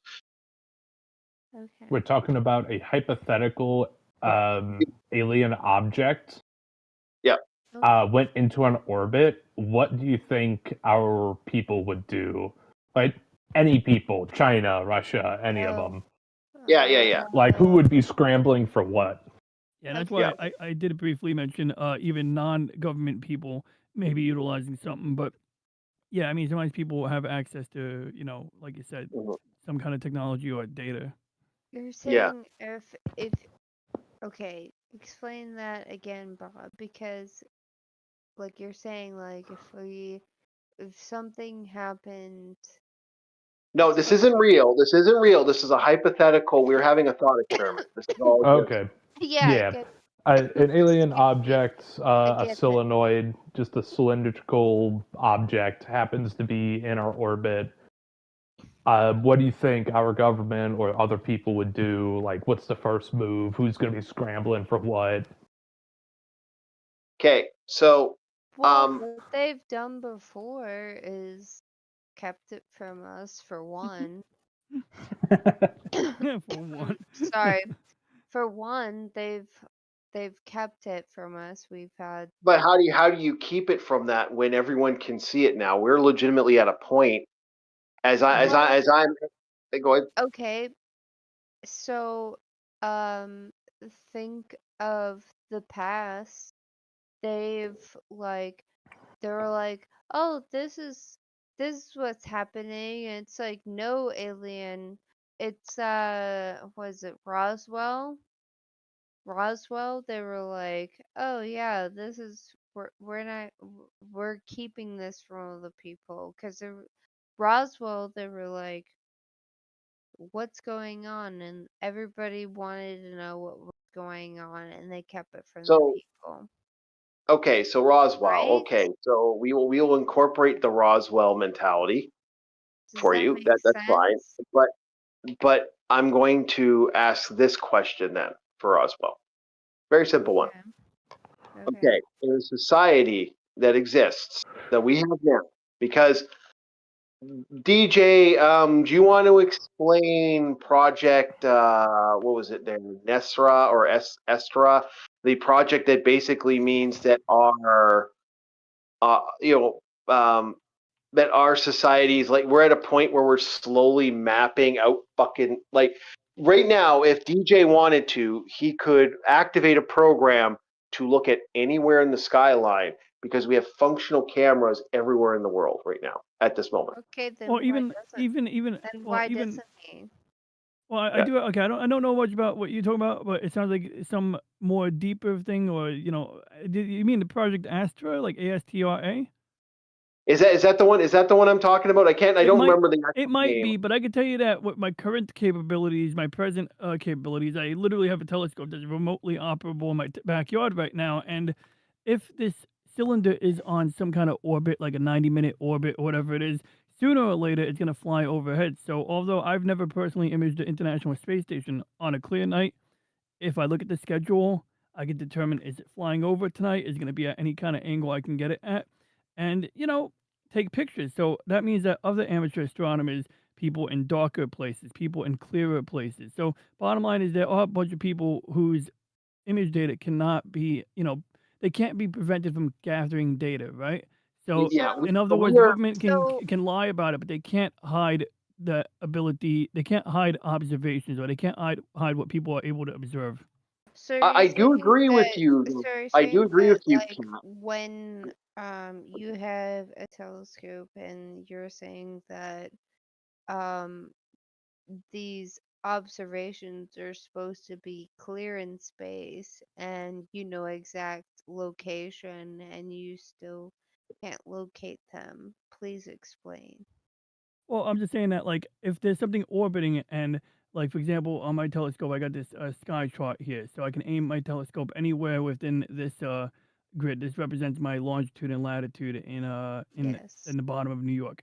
So if I know there's an object flying overhead, some of these apps even let you add the object to the list. Or if I simply know where to point, I would point at it. So point being is that even if the government goes for the Roswell playbook, they say it's just a meteorite, it's just something else, independent astronomers can still image the object. Now, how clear the pictures will be, it varies, but just like recently with 3i Atlas, and of course, like that Dr. Avi Loeb, he's just selling books. He's kind of full of shit. Like, it's so annoying, that playbook, in my opinion, because it's like, well, you can't prove it's not, that it's a comet, therefore you can't prove it's not aliens. And it's like, let's just be reasonable here. It's some kind of space rock, right? It spent millions of years into the stellar space. Maybe that has some effect on the water, ice, and the carbon composition, which apparently it does. And, being exposed to hard radiation, apparently there's some chemical reaction or something like that. Yeah, I've heard a lot about the 3i Atlas, so you're discontinuing the 3i Atlas. You're like, yeah, you're full of shit. Yeah. How do And you like, how do you feel like I want your genuine I want your genuine opinion about well, my because images suck because like my telescope has a wider field of view, so I don't get as much, detail as someone else who, has a narrower field of view. But the people who do get a narrow field of view, um, like what they see is it looks like something that's rotating. And although some people who present it will question whether what they see, it's like it's got a certain flicker to it, like almost like a regular flicker. But if you think about how light Yeah. reflects off of a space rock or an icy space rock, whatever it is, well, of course, when it's rotating, it's going to reflect light differently depending on how much reflectivity different parts of that surface have. So I mean, it's consistent with a space rock. One of the coincidences people say is that I'm sorry, question. how do you feel about that guy that just discovered his satellite that was underground? Whoa. Oh, Where she's he's talking about the Egyptian, the new yes, Egyptian, the new yeah. Egyptian thing with the Egyptian. What's his It, name? Was that the guy yeah, with the metal? he's been known for. See, my problem with him is he has a history of absolute fucking fallacies. So I don't Is this believe him for a guy? second. Is that the guy with the Hold metal up, pipe in his hold up, garage? hold up, Yeah, hold up. No, yeah. hold up. W- But Gosh, ultimately, I think that people can independently observe it. he's an hmm engineer. He's a scientist and an engineer, and he discovered, gosh, He did where not they discover that, but okay. I'm still don't mean to shit on this because I know you're interested in this, but it's like I've studied this too, and my personal what's opinion after go ahead researching on it. what's his what's his He's an freaking name? Italian guy. It was an old Italian Yeah, he's archaeologist. an Italian guy. Yeah. Oh my gosh, what is his freaking name? But you know who I'm talking about. Oh yes, I do. That's why And I'm like, so are you oh gonna discredit him? Are you Well, gonna discredit him the for yes, government, this is full of the shit. government might. Well, that's actually a funny thing. So let's you say people think get he's credible. full of shit? Yeah, because I've studied his work. He lied like twice, big time about that. Now that's not saying he didn't have some good stuff before, but the other people he's working with, when we look at the sound, when we look at what it is, it's not as big as people think it is. People are saying this is some like this is the next big. It really isn't, because Well, the information of sandstone and stuff that's been in that area for the last 200 to 300 years is still there. Like, it's this idea that that we just all of a sudden it disappeared. It never disappeared. And we kind of knew this was here before. Now, this is the same guys who believe that we have the new archaeology stuff that's out there with what's going on with the Nazca, with the whole Nazca lines. The idea that there's a secret energy signal that's out there. It's like no, there isn't. Like there's never been evidence of energy lines at the Nazca lines. This is the same guy who talked about that, if I remember correctly. This is why I'm like, yeah, no, I think he's kind of bunkus. I'm honest. That's shitty. He may be the thing, bumpkiss, but at least he's no Neil deGrasse. Oh yeah, no, Neil deGrasse and That's Bill Nye pissed me off shitty. because these are people who legitimately helped kids find their ways to stuff. But this isn't what was. It's not about helping kids though. It's about helping humanity. Yes, but That's Neil deGrasse and it's Bill and Nye. Bill Nye helped kids learn how to learn physics and Yes. science. then he became a dick. Okay, Yes. Neil deGrasse Tyson is on a whole nother level. So you comparing fucking Bill Nye and Neil deGrasse, like That's 100% a different level. It's 100%. Yeah, Neil deGrasse is. It's like Bill Nye. Like the man is the definition of a cunt.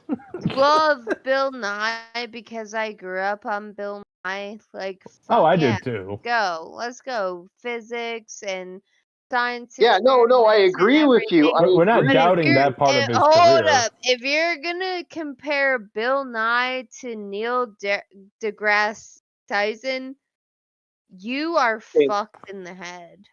You are fucked in the head.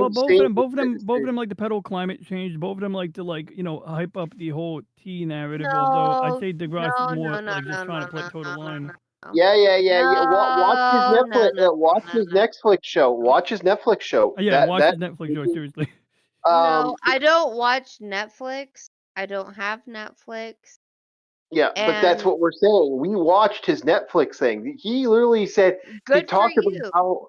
But here's what I'm saying. He outright said, "Oh, Who? Women can compete with men's sports." Who? Bill Nye, the science lie.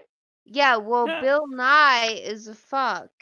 If you're talking about Neil deGrasse Tyson, we're talking about a different thing. You was like, oh, Bill Nye, fuck him. It's like, all right, yeah, fuck him. He was supposed to be an educator. If you're talking about Neil deGrasse Tyson, Neil deGrasse was an educator. He was a philosopher and educator, and he has spent years being an educator. So are you talking shit about him? Because I'm about to put my foot down about that. What, Neil deGrasse or Bill Nye? Oh, Neil deGrasse can go fuck himself. No. The guy took his narcissism to the next level. That's my problem with him. Let's play devil's advocate. This cat is getting heated right now. But I'm gonna give credit. Neil deGrasse Tyson did a really great show before Cosmos. It was called something like, not the Elegant Universe, but he would talk about quarks and stuff, and it was super boring, but it was like super like scientific. You know what I mean? Like it was like real shit stuff. So I give him credit for doing that because it was one of the more interesting things he did. He's in charge of the Hayden Planetarium. It's a bit of a position where he's gonna have to talk the political talk once in a while, but I don't think he's as egregious as Bill Nye. You're a scientist. The fuck you doing in politics? There are times no, that's my problem with Bill Nye was like our science. Bill Nye literally had an episode. But Neil deGrasse Tyson, we were. That was at the point where it's like, this is truth, this is fact. Cat, hold on. Let me get Vince thing. Bill Nye had literally an episode about biology, then turned around and said that men and women with subjective Bill Nye. I don't give a fuck about Bill Nye. I don't give a fuck and then Bill like Nye I said, was my childhood growing up. Fuck him. Like, yes. Same here, Cat. Same here. Like, but I'll still doctor him for stupid things he says. I'm trying to defend Bill deGrasse Tyson. I'm trying to defend him. Wait, what? Both of them? I'm not trying to defend fucking Bill Nye. Like, Bill Nye, like, I love you. I grew up on you. We're good. We're kosher. We're puppies. No, we get what you're saying, but Neil deGrasse, the thing about him was he was a educator. He was a man who put his line, and then he basically threw away science for his own political gain. I do not like people who do this. No, science is science is science. He didn't do that. Yes, he did. Multiple times. Neil deGrasse Tyson, he did not do that. Multiple times. I literally, like, on stuff, the things he said is the same stuff. Hold up. Yeah. Y'all take a moment to cool down and reflect on something we all love: puppies. Yeah. I agree with Vin. Let's move on. I love because we're gonna be going in circles for a while. All right. I love boobies, but it doesn't really matter because Neil like. I love boobies too. I love boobies. We all love boobies. Yep. Nice. So next on the list, I like the blue-footed ones. What we actually were talking about. Yes, my hypothetical for the cylinder flying in space. like if people get independent observations, the people you can still discredit it, right? They can say, "Oh, these are a bunch of cranks. They're lying about the observation." Then they can publish official images But saying, then "Look, it's someone not like anything." Elon, I hate to say it, the way YouTube and net like the way stuff is working now. The reason people come out with some of the scams they've been coming out with, like we as a guy who's done the big fan of the whole truth seekers, the guys who talk about actually looking at these guys who say, oh, aliens, we got all this evidence of aliens that we don't have, or they talk about how they duct taped a bunch of pipes together. And I'm not talking about Neil deGrasse, although he did turn Pluto into a planetoid, into an asteroid. So fuck him. Bastard. There's nothing wrong with demoting Pluto, dude. If you make Pluto a planet, you have to add like 20 more planets to the list. sorry. Anyway, it doesn't Hey, really it's matter. Pluto. All right, it's one of the gods. I was okay Let with Pluto be Pluto. but that. All right. So either way, the first country that's gonna get their mitts on that thing, America, without a doubt. It doesn't matter how. It doesn't matter through what means. It doesn't matter if a billionaire petitions the rocket and maybe wants a cut of the funds or the research. Doesn't fucking matter. America's getting up there. Everyone else can get stuffed. I would say the billionaires are going to get there first before anybody else at this point. I actually even go as far as saying if we had an event like this, which I don't know if anyone's actually figured out where I got this from.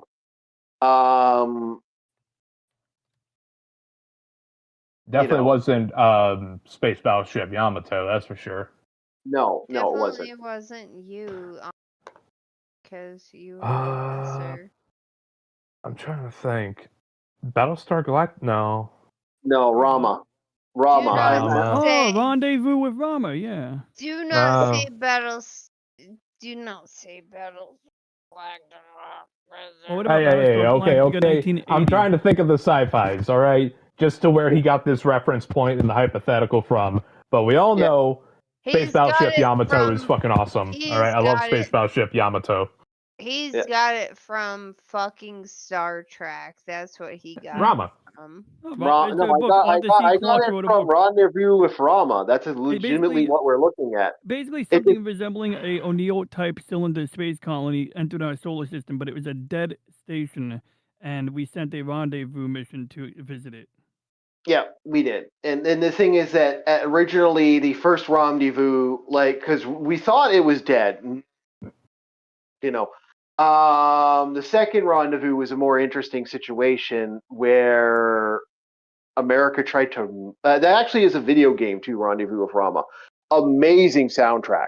One of the best fucking futuristic soundtracks I've ever fucking heard in a video game.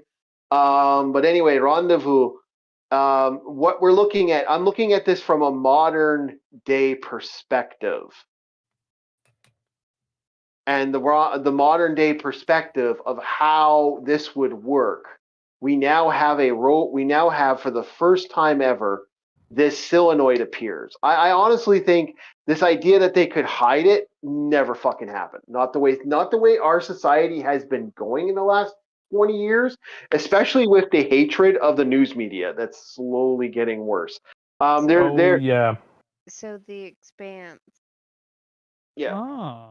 The Expanse is what you're talking about. Or you're thinking it's going to be like The Expanse? So what he's talking about is like the political aspect and the physical aspect, I would believe, would be The Expanse,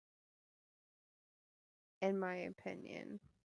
I haven't watched The Expanse yet because that's one of the ones I was sworn. My friend told me not to, so I'll take it.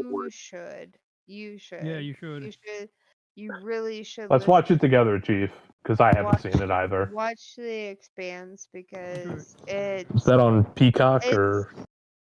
No, it's on Amazon.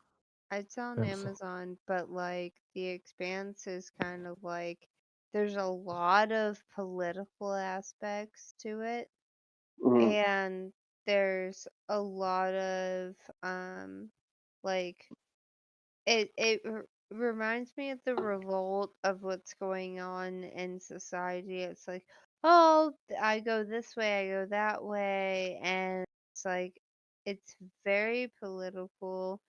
Mhm. The Okay. Expanse is amazing. I absolutely that's like one of my favorite sci-fi shows.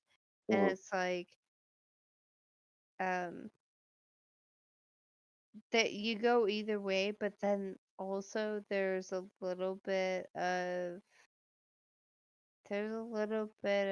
controversy between. Yeah, I know. I think my friend suggested me away from it, and I'll take my buddy's word. And my buddy says I'm not going to like it. I'm not going to like it. So Okay. it's one of those. All right. But Sounds like but you're as I was saying, America's gonna make a mad dash scramble, even if a billionaire pitches in or they somehow send up a rocket first. At this point, I would say Elon Musk. We're very particular on yoinking stuff. that is just something we do. And we do it very well. If you look at recent events. Yeah, I would say there would be a fight. There would be a big fight in the. I actually think. NATO's gonna have a shit fit. It's like, America, can we have some of the technology? You help yourselves? No. Well. We're going to have to sell this to you on a premium because that's how it's going to be dished out, depending on how things go. All right. So the way we're doing this is we're just going to look at the simple fact of what had hit, and then we're just going to leave it at that. The reason we're doing that is I don't want to get too much into the big fun that is what's going to be happening for this story arc we're going to have here, because I'm going to go on to the second. You're talking the video game, okay. No, not the video game. I'm actually talking about the actual conversation. I'm planning on multiple stages of this, so you have to tune in for the rest. Are we doing a little bit of role play here? Or doing a little RPG? Yeah, what's the next scene kind of ordeal on the next episode of Throwback Thursday? Yep, that's a game plan. All right. Okay. Yep. I see the game, Chief, and I like it. Yeah. So, back to how much Neil deGrasse. Nah, you bastard! I don't want people barking at each other for the rest of the night. Yeah, I'm sorry. I got a bad habit of doing it. I tease people. It'd be one thing if we were like bantering between each other, but I don't like being in the middle of something I know nothing of other than one guy dickhead and one guy I grew up with. That's about it. Yeah, I feel betrayed by Bill Nye. I really do. Like, on a personal level, I feel like, because I loved Bill Nye, like what he was doing at, like, when I was a kid, when I saw that for the first time, I was like, holy shit, this is science I could show little children. Yeah, you could show your friend's kids or whatnot, or maybe a distant family member, Yeah. Yeah. Because it's good knowledge, and it's designed in a way to where it's easy to learn. Another one I remember growing up with was Beakman's World. Yep, Beakman is in Italian. I remember. Wait, now that I think about it, the guy in the brat suit reminds me of the Chief. Lester. Yeah, that's about Lester. Right.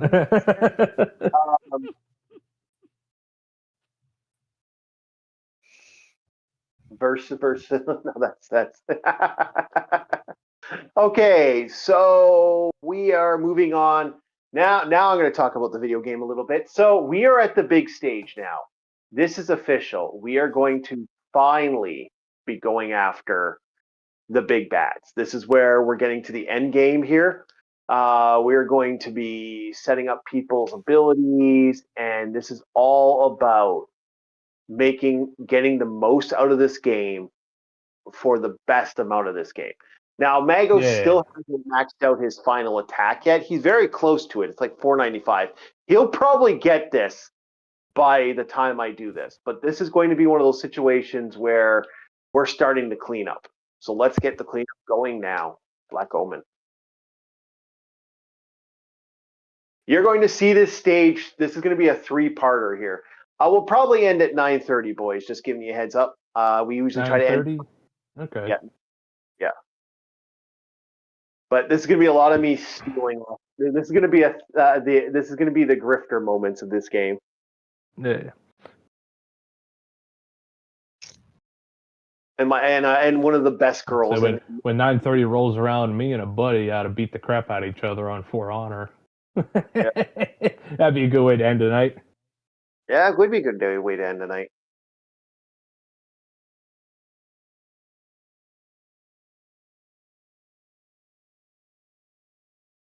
All right.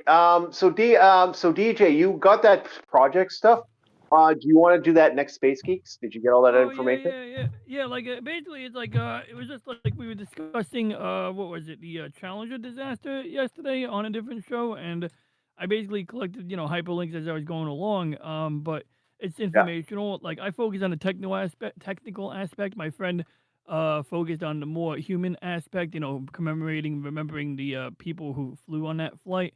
But of course, I like, I'm into understanding how it happened, why it happened, and I love getting into the weeds of that. And we could even touch on Columbia if we want, because Shuttle Columbia, often people say it's because of the towers, but it's like, no, the towers only failed after hot fire went inside the hole in the wing. But, Well, here's an interesting What idea. is this? Was it one of the American flights that failed? Yeah, the two space shuttle. Well, we were talking yesterday. A friend hosted a discussion about Challenger STS-51L when Space Shuttle Challenger blew up because one of the solid rocket boosters had a O-ring that was no longer resilient due to low temperatures. So you had the fire from that Roman candle burning into the soda can thick external fuel tank, which is full of liquid hydrogen and liquid oxygen. Yeah. So when that I imagine that would be an issue.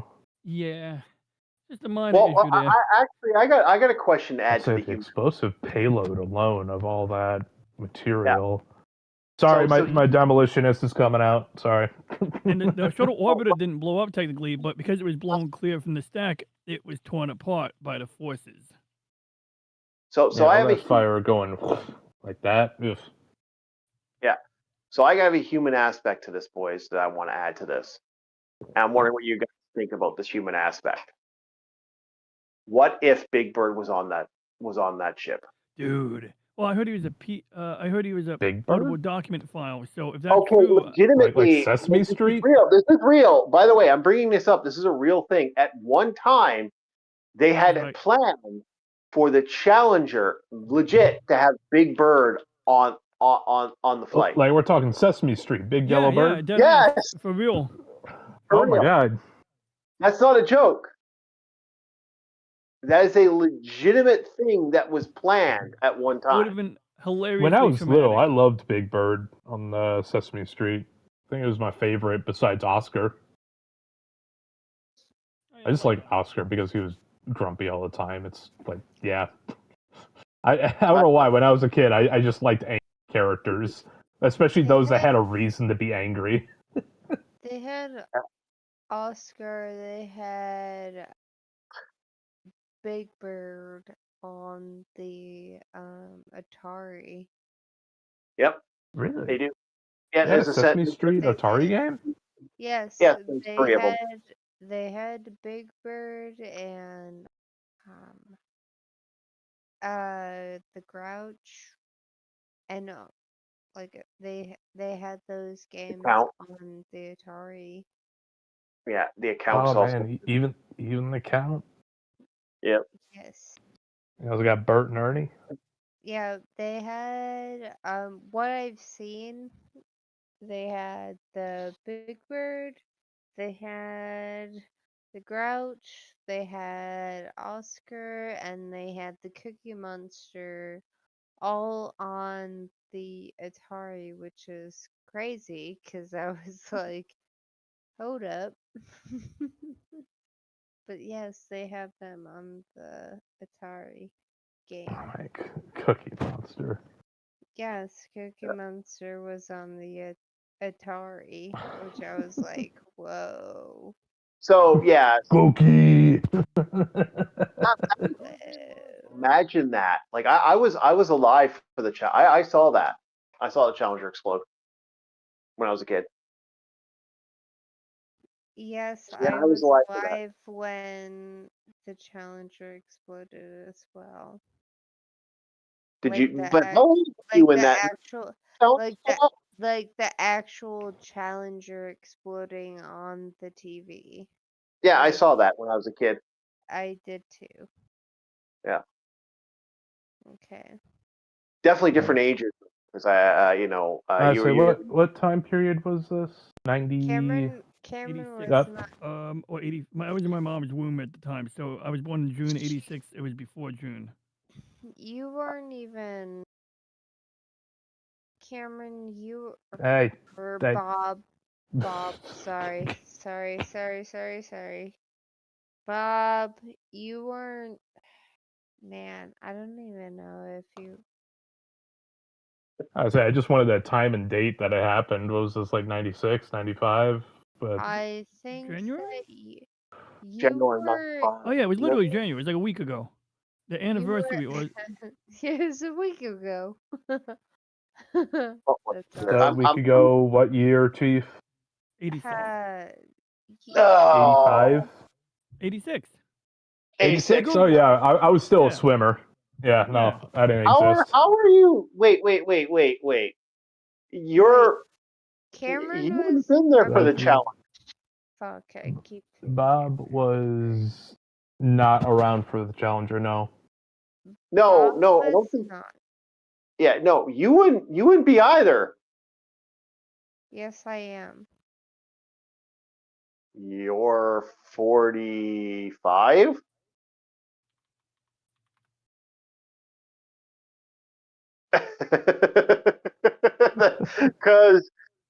Because it was 1985, right? It was 1985 for the Challenger, was it not? When did the Challenger go up? Because if it's 95, oh yeah, she was around that age. When did the Challenger explode? I'm 35. Yeah. Sorry, 1 second. The Challenger was. When did the Challenger explode? I was really young when the Challenger happened. 1986. So, okay, so 1986. Then I was born in 91.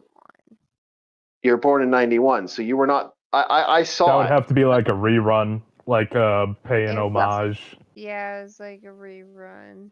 Yeah. Yeah, that's why I was like, what?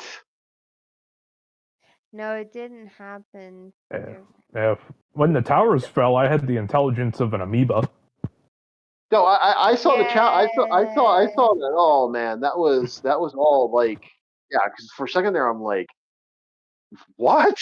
You saw the Challenger? Oh, that's why I got really confused. Yeah, no, I saw the Challenger when I was a kid. I legitimately, that was of my. No, I didn't see the Challenger. Yeah, I actually watched it when I was a kid. It might have been a History Channel thing of like to pay respects to the Challenger. Yeah. The towers that were falling, I remember being cool, and they were like, "We gotta get you out." And this is before Cameron was born, and that was crazy. So no, I actually remember that. That was a wild night when I saw that for the first time, because I remember seeing the Challenger when I was a kid, and it was a while. Because to me, I mean, when we saw it, I was like, "Wow, I never knew they moved that fast." And then I was like, "Oh my god!" Yeah, that's the first thought.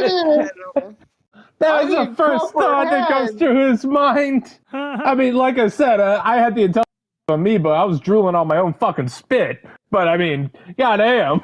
I had no idea. Cameron, you weren't even like born yet. Yeah. You weren't even born yet. I know, but like I had no idea that was the thing went boom until a couple seconds after I thought about the thing went boom. And I went, wow, that went, and I was like thinking to myself, I remember the exact word because some kids started crying because what happened was when the reporter said, "Oh, big tragedy, the Challenger exploded." That's when kids started because most kids didn't realize what was going on. And I remember my friend at the time, Dinkler. I'm not going to give his actual name. Dinkler. His response was. His exact wording was, "Wow,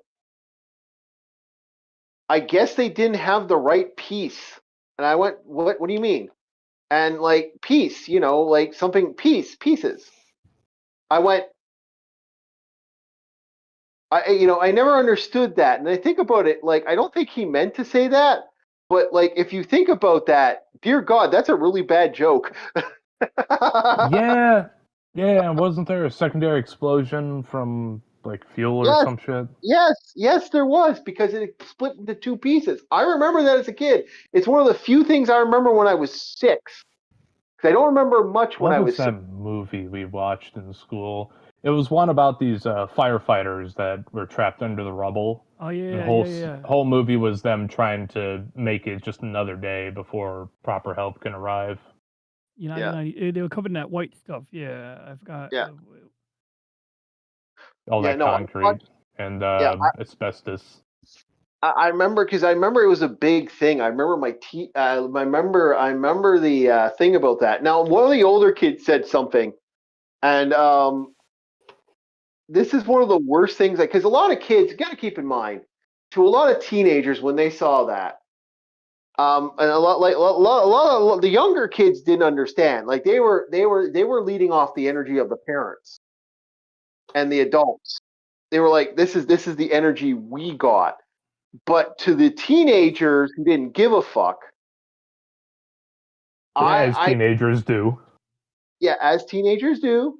Let's not split hairs. That's what teenagers are.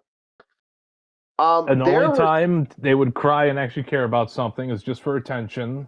Don't worry, I remember being in school. Yep.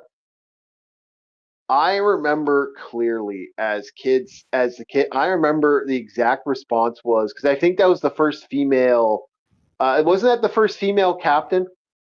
There was a teacher on there. That was the big deal. Yeah, I remember it was a teacher, but I can't remember if it was the first female. Like there was some big first on there. Might have been payload specialist. Yeah, I think so. Yeah, I was like, I remember it's like I remember one of the kids said "woman at the helm" or something like that. Oh no! Let the woman drop. Good luck, everyone else. That's the teenagers talking, because I remember the kids talked about that. Like the kids were like, because I remember kids were crying. I didn't understand it. It's like wrong. And my friend said wrong pieces, and that's all I remember. Like again, for me, that's always the kicker. Even though it's a tragedy, I know some people lost, loved ones and other individuals, and yeah, it affected different people in different ways. I remember seeing a joke of like the UK versus America, and the UK is like because it's the Invincible meme of Invincible versus Omni-Man. Yeah. And it was like, oh, we'll just make fun of 9/11, and then Omni-Man catches his hand. We already do that. Yeah. My response was, when I first saw that, like, I was like, again, like I said, my response was like, I thought it was moving fast. I just couldn't believe, like, to me, I didn't even realize something had gone wrong. But I still like can't believe teenagers. But like this idea that people like teenagers are like, no, teenagers are fools when they're kids. Oh yeah. Like when you're like 13, 15. Oh yeah. When I was saying like people would cry not because they gave a fuck, but just for attention. Yeah. I'm gonna keep this vague, okay? Somebody in my school hit Control-Alt-Delete on their own file, and only a few people, like the family and his immediate friends, actually felt it. And then it's like a bunch of the girls, gossipy ones, the fucking Stacy's at the school, they're crying. It's like, oh, I feel so bad for them. It's like, yeah, sure you do. I know what you're crying for fucking attention. Because I'll admit, I didn't know the guy. Like, yes, so I have my condolences for the family and everything, but outside of that, what can I feel? I never knew him. The only reason I remember him, because everyone except his family and immediate people forgot about him, I saw a memorial poster stapled on a street post, and I saw that street post every day I walked to school. Yeah. That's the only reason I remember him. Because I'll say this. A body only lasts a week in the newspaper. Yep. Only 1 week. If they're more famous, maybe a month. But outside of that, everyone moves on with their lives. And it sucks, but this is the reality of life. It was really fucked up for you to say that. But also, I have to go. And I love you, Cameron. I love you. All right. I love you so much. But also, what you just said was... That's kind of... It is fucked, but I gotta keep it real. It is fucked? It is. I don't want to say that, but I gotta be honest. That's what happened. Yeah. But, well, again, you hear people, like, I do agree with that a little bit, but I also understand that that's kind of fucked up. But that is the fucked up society of life. Like, society's always been weird that way. Like, you know, we run into that all the time where, you know, like what's the old saying, you know, emotions are only longer than your arm or something like that. Like that's been like that for a long time. Yes. That people will have this mentality. It's horrible. It's like I said, this is why I don't think we learn anything from history. This is why we make the same mistakes over and over and over again. I truly believe there are a lot of people out there that just don't realize that humanity, you know, if we look back and go, oh my God, we saw this coming. We knew this was going to come. We knew who was doing what. Why the fuck didn't we do something then? Yes. Okay. And I don't want to be this harsh. Yeah. I really don't. So but people need to be woken up to, it's like, this is what happened. Why didn't you do what you wanted to do? Say again? Why didn't you do what you wanted to do? You mean like scream out at the people at school because I realized I have other things to do? Not you. Not you. Not you. Oh, Chief? This person here. What do you mean? This person here. Why didn't you fucking stream on like you wanted it to do? What do you mean? Like, I actually have no idea what you're. I am doing what I want to do right now. We're having a fun live stream and we're having conversation, and we're on YouTube right now. And we're having a good time. Yeah, but like you're streaming. You're streaming. I went on this stream. Dad? You there? And it's like, okay, like that makes sense. But like, go on to your stream, and I'm like, hold up a second. Hold up a second. One moment. And it seems I think we're having connectivity issues. It seems like I'm putting more on him than I am putting on you, which doesn't make any sense. It's like, oh. What?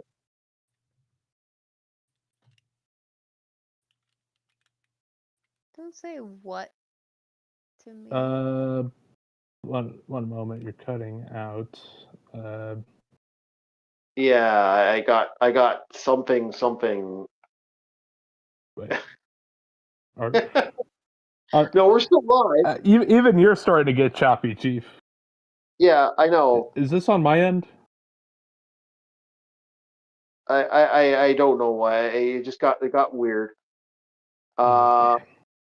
It's still. I hear you. I can hear you. I could hear Cat, but I was like, I'm confused. I got a little bit of it, and then it got robot-y, and then it got a little bit, and I got a little bit of robot. So I was like, huh? But anyway, I'm having fun live streaming. We're all here to have a good time. And as for me saying what I said, I just said what I said. Don't know what else I can say on the matter. I legitimately, I feel that people are stupid this way, and I wish they'd learn from their mistakes. I think we'd have a lot less tragedies in the world if we did. That's my opinion on the matter. And I get what you're saying. Yeah. I get that. Because I kind of hold the same thing. Though I'm not usually kind about it. But that's also because, I mean, how many times has life given us some hard knocks? Yeah, but I don't think hard knocks doesn't guarantee that. Like, we see people now where they get arrested by the cops and the first thing they scream is, I'll sue you. I'm like, you just tried to run over 5 people. Or you tried striking one of the officers with a bike lock. Yeah, exactly. Or something crazy like that. And I'm like, are you kidding me? Like, you'll be lucky if you get out of jail by next week. And this is your response. I'm like, no, how about you look at the fact that you did something really stupid and probably not, like, you're going to spend the next 5 years in jail if you're lucky. Like that one guy who, like, went to jail over, like, a $3 soda. It's like, what the fuck, man? All you had to do was leave and never return. Just don't come back here. You're also on bond, my guy. Yeah. Leave. Yeah, he spent 5 years in jail for that. It's like, do you really want to go to jail for 5 years? It's like, where's the mentality of learning? Imagine his cellmate. It's like, yo, soda snatcher. I'm getting a little cold at night. Yeah, where's the logic in that? Where's the brain on that one? And I don't know what was going on that, but no, you said you wanted to take off there, Kat? You had to go? Did Kat just fall asleep on us? Hello? Kat? Maybe? Hello? I'm checking. Hello? There you are. Hello? There you go. Hey. So no, you said yeah, welcome back. Did you say you had to take off, or you said you were gonna go and then it kind of got weird and we got robotic? It got choppy and robotic. Like the stream didn't go off, but I caught some of it. No, the stream is good. Yeah. A little bit confused. Getting tired. Good. Yeah. Very good. Yeah. Well, okay there. All right. Well, thank you so much for joining us. You have yourself a very good night. And that was Kat, everybody, and we will talk to you later then, because no reason staying up. We're about to close in like 4 minutes. Yeah, well, I'm going to keep it going until I get to another save state, but that's about it. Like, we're pretty much done for the gun. Yeah, it's more just me finishing this off so that the live stream keeps going. So we I don't think hours. Yeah, we get our time and people get the stuff. We'll keep talking about other stuff, but yeah, we could have other things on that. But yeah, no, thank you, Ken. You if you want, you can take off, and we'll talk to you later. You have yourself a good night, and have good sleep there. And thank you for joining us tonight.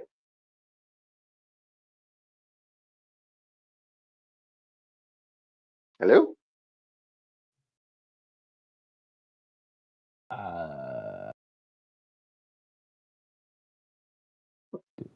Did she fall asleep on the mic?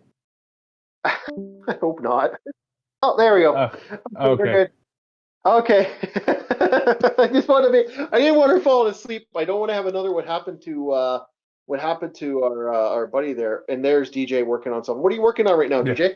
Hold up. I will head out and I'll be right back. One moment. I was imaging the Samsung Galaxy. Am I on mute? No, we got you. Okay. Hi, Kat. You back? Did you?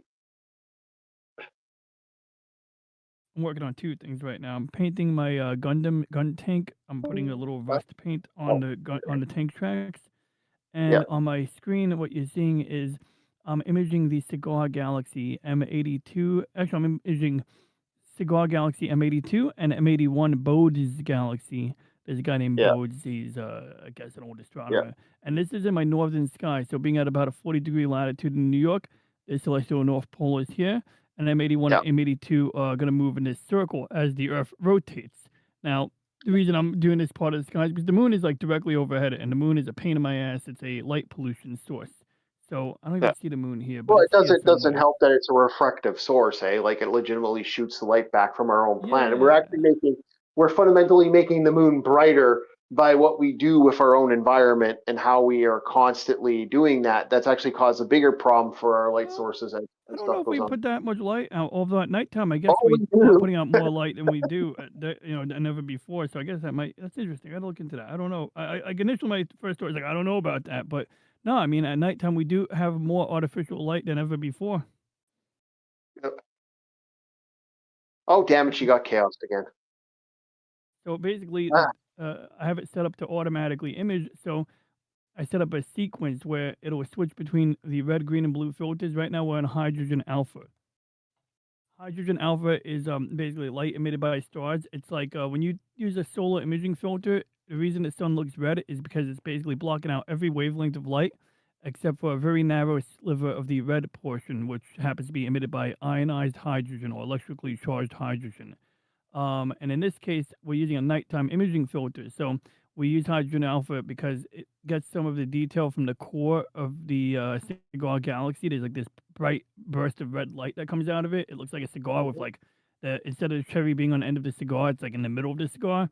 And the beauty of using hydrogen alpha is it blocks out a lot of the unwanted wavelengths of light as well, which I'm banking that it'll help me exclude some of the lunar light. And that's why it's in black and white right now. So this is the thing that maybe a lot of people don't know, but a lot of the space telescopes, a lot of the ground telescopes use black and white image sensors on their cameras. And then to get color, it's basically the same way to capture color images in the early days of color photography. You take 3 separate pictures, but for example, you'll take one black and white picture with a red filter in front of it, and another black and white picture with a green, and another with a blue filter. So when you put it through a projector, you still got a black and white image, but if you put a red filter in front of that black and white image, it's only going to let red light through. So if you project red, blue, and green images at the same time and they converge on each other, you get color.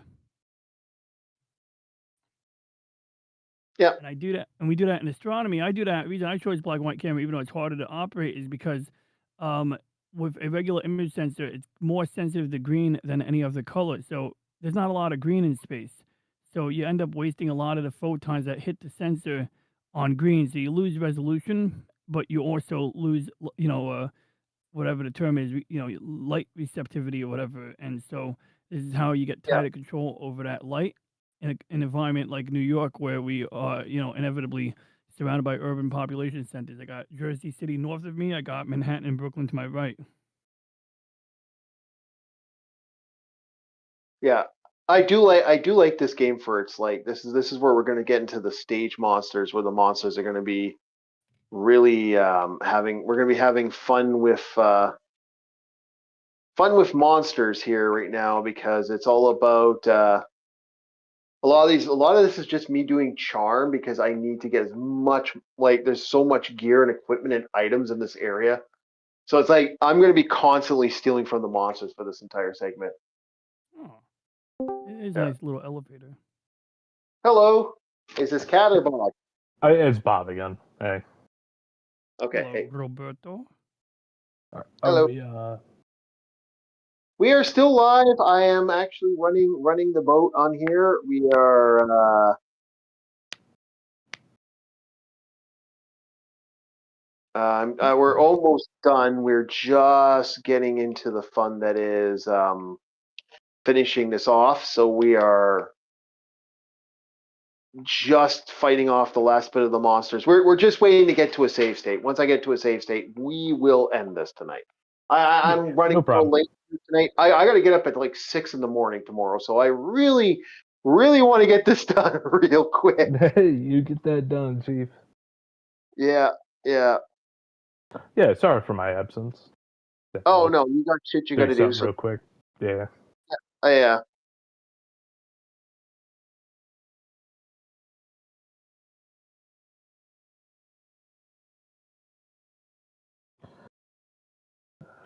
Wonder if the snow squall's hitting. Oh, it's coming. I'm just, I know I had a flying orc here for a second there while we hit Kronos and we went flying. The only shitty thing is this entire area is about getting, like, I would not have Magus right now because Magus kind of sucks for the zone. But because I'm trying to max him out right now, it's all about getting him up. So I just don't care enough to actually validate. I'm just going to keep using him for this point. But I am seriously considering dropping him and either dropping him to bring in a character so I can get some triple attacks, or dropping other characters and getting some other stuff up because he's just kind of in the way. He's a cool character and he's got some good damage. Like, this guy does a lot of damage when you max him out. But until then, he doesn't. Meanwhile, I'm slowly collecting gear and equipment for this game because this is where we're going to be getting all the gear. This is where we get all the cookies at this point. It's all about maxing that out.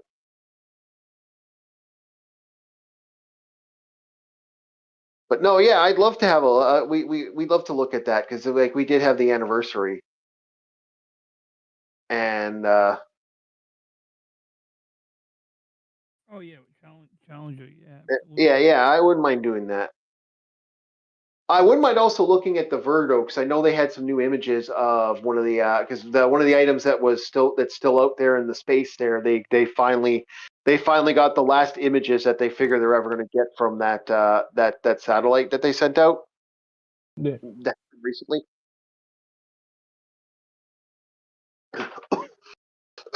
Oh yeah, now. Which satellite? The one that went into Jupiter. Oh, I know they're sending another one called Europa Clipper mission that's supposed to analyze the ice to determine if there's an undersea ocean there. Yep. But I think what was the other one? Juno? Yeah, you said Juno. Yeah. Oh, come on, get that thing. Ah, you prick. I was hoping to get that asteroid. I was hoping to kill that thing and get the bonus. Oh, well. Shit. So I wanted the 100% tech skills because it's taking him forever to get those tech skills. Okay, well at least I get a couple more mega elixirs. Those are always useful to have.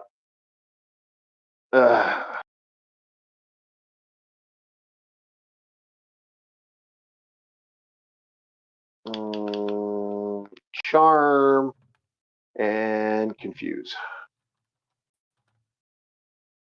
How much further you got, Chief?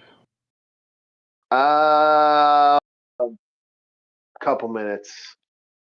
No, I'm going as fast as I can attack shit.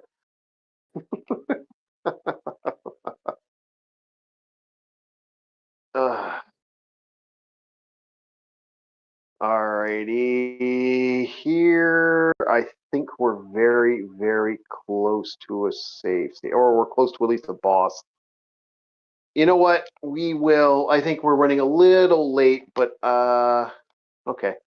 Yeah, you know what? I think because we're gonna have to fight a monster here, so this shouldn't take too long. We're getting to that point where stuff's just dying on me left, right, and center. This is a huge DPS party at this point because of the fact that that's what I'm running at this point. Yeah, it's all about getting the gear because that's getting like those gold earrings are freaking. Just getting one of those is amazing, but I got 4 now. Plus, later I will be getting the max armor on this point, and when you get that max armor, whoo, that's fun. When you start getting the moon armor and Nova armor, because as monsters, they'll start dropping that. And when you start getting those, that's when there's something coming up. And all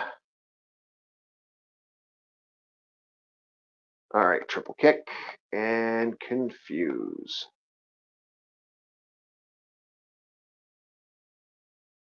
So I'm always nervous about using save states now because every update I've had in the last couple of times I've updated has corrupted all the save states, and I really don't like that. I'm losing a huge portion of save states when I do that. Oh yeah, it's brutal. I had to have Yeah. it once, and I recovered from it somehow. I don't even know how I did, but I did have that once, and I recovered from it, and I still don't know how I did it. It looks like it's going to take a little longer than I thought. So what I'm going to do is I'm just going to save state. I'm going to switch characters and save state because we are getting a little late, and I don't want to be going into.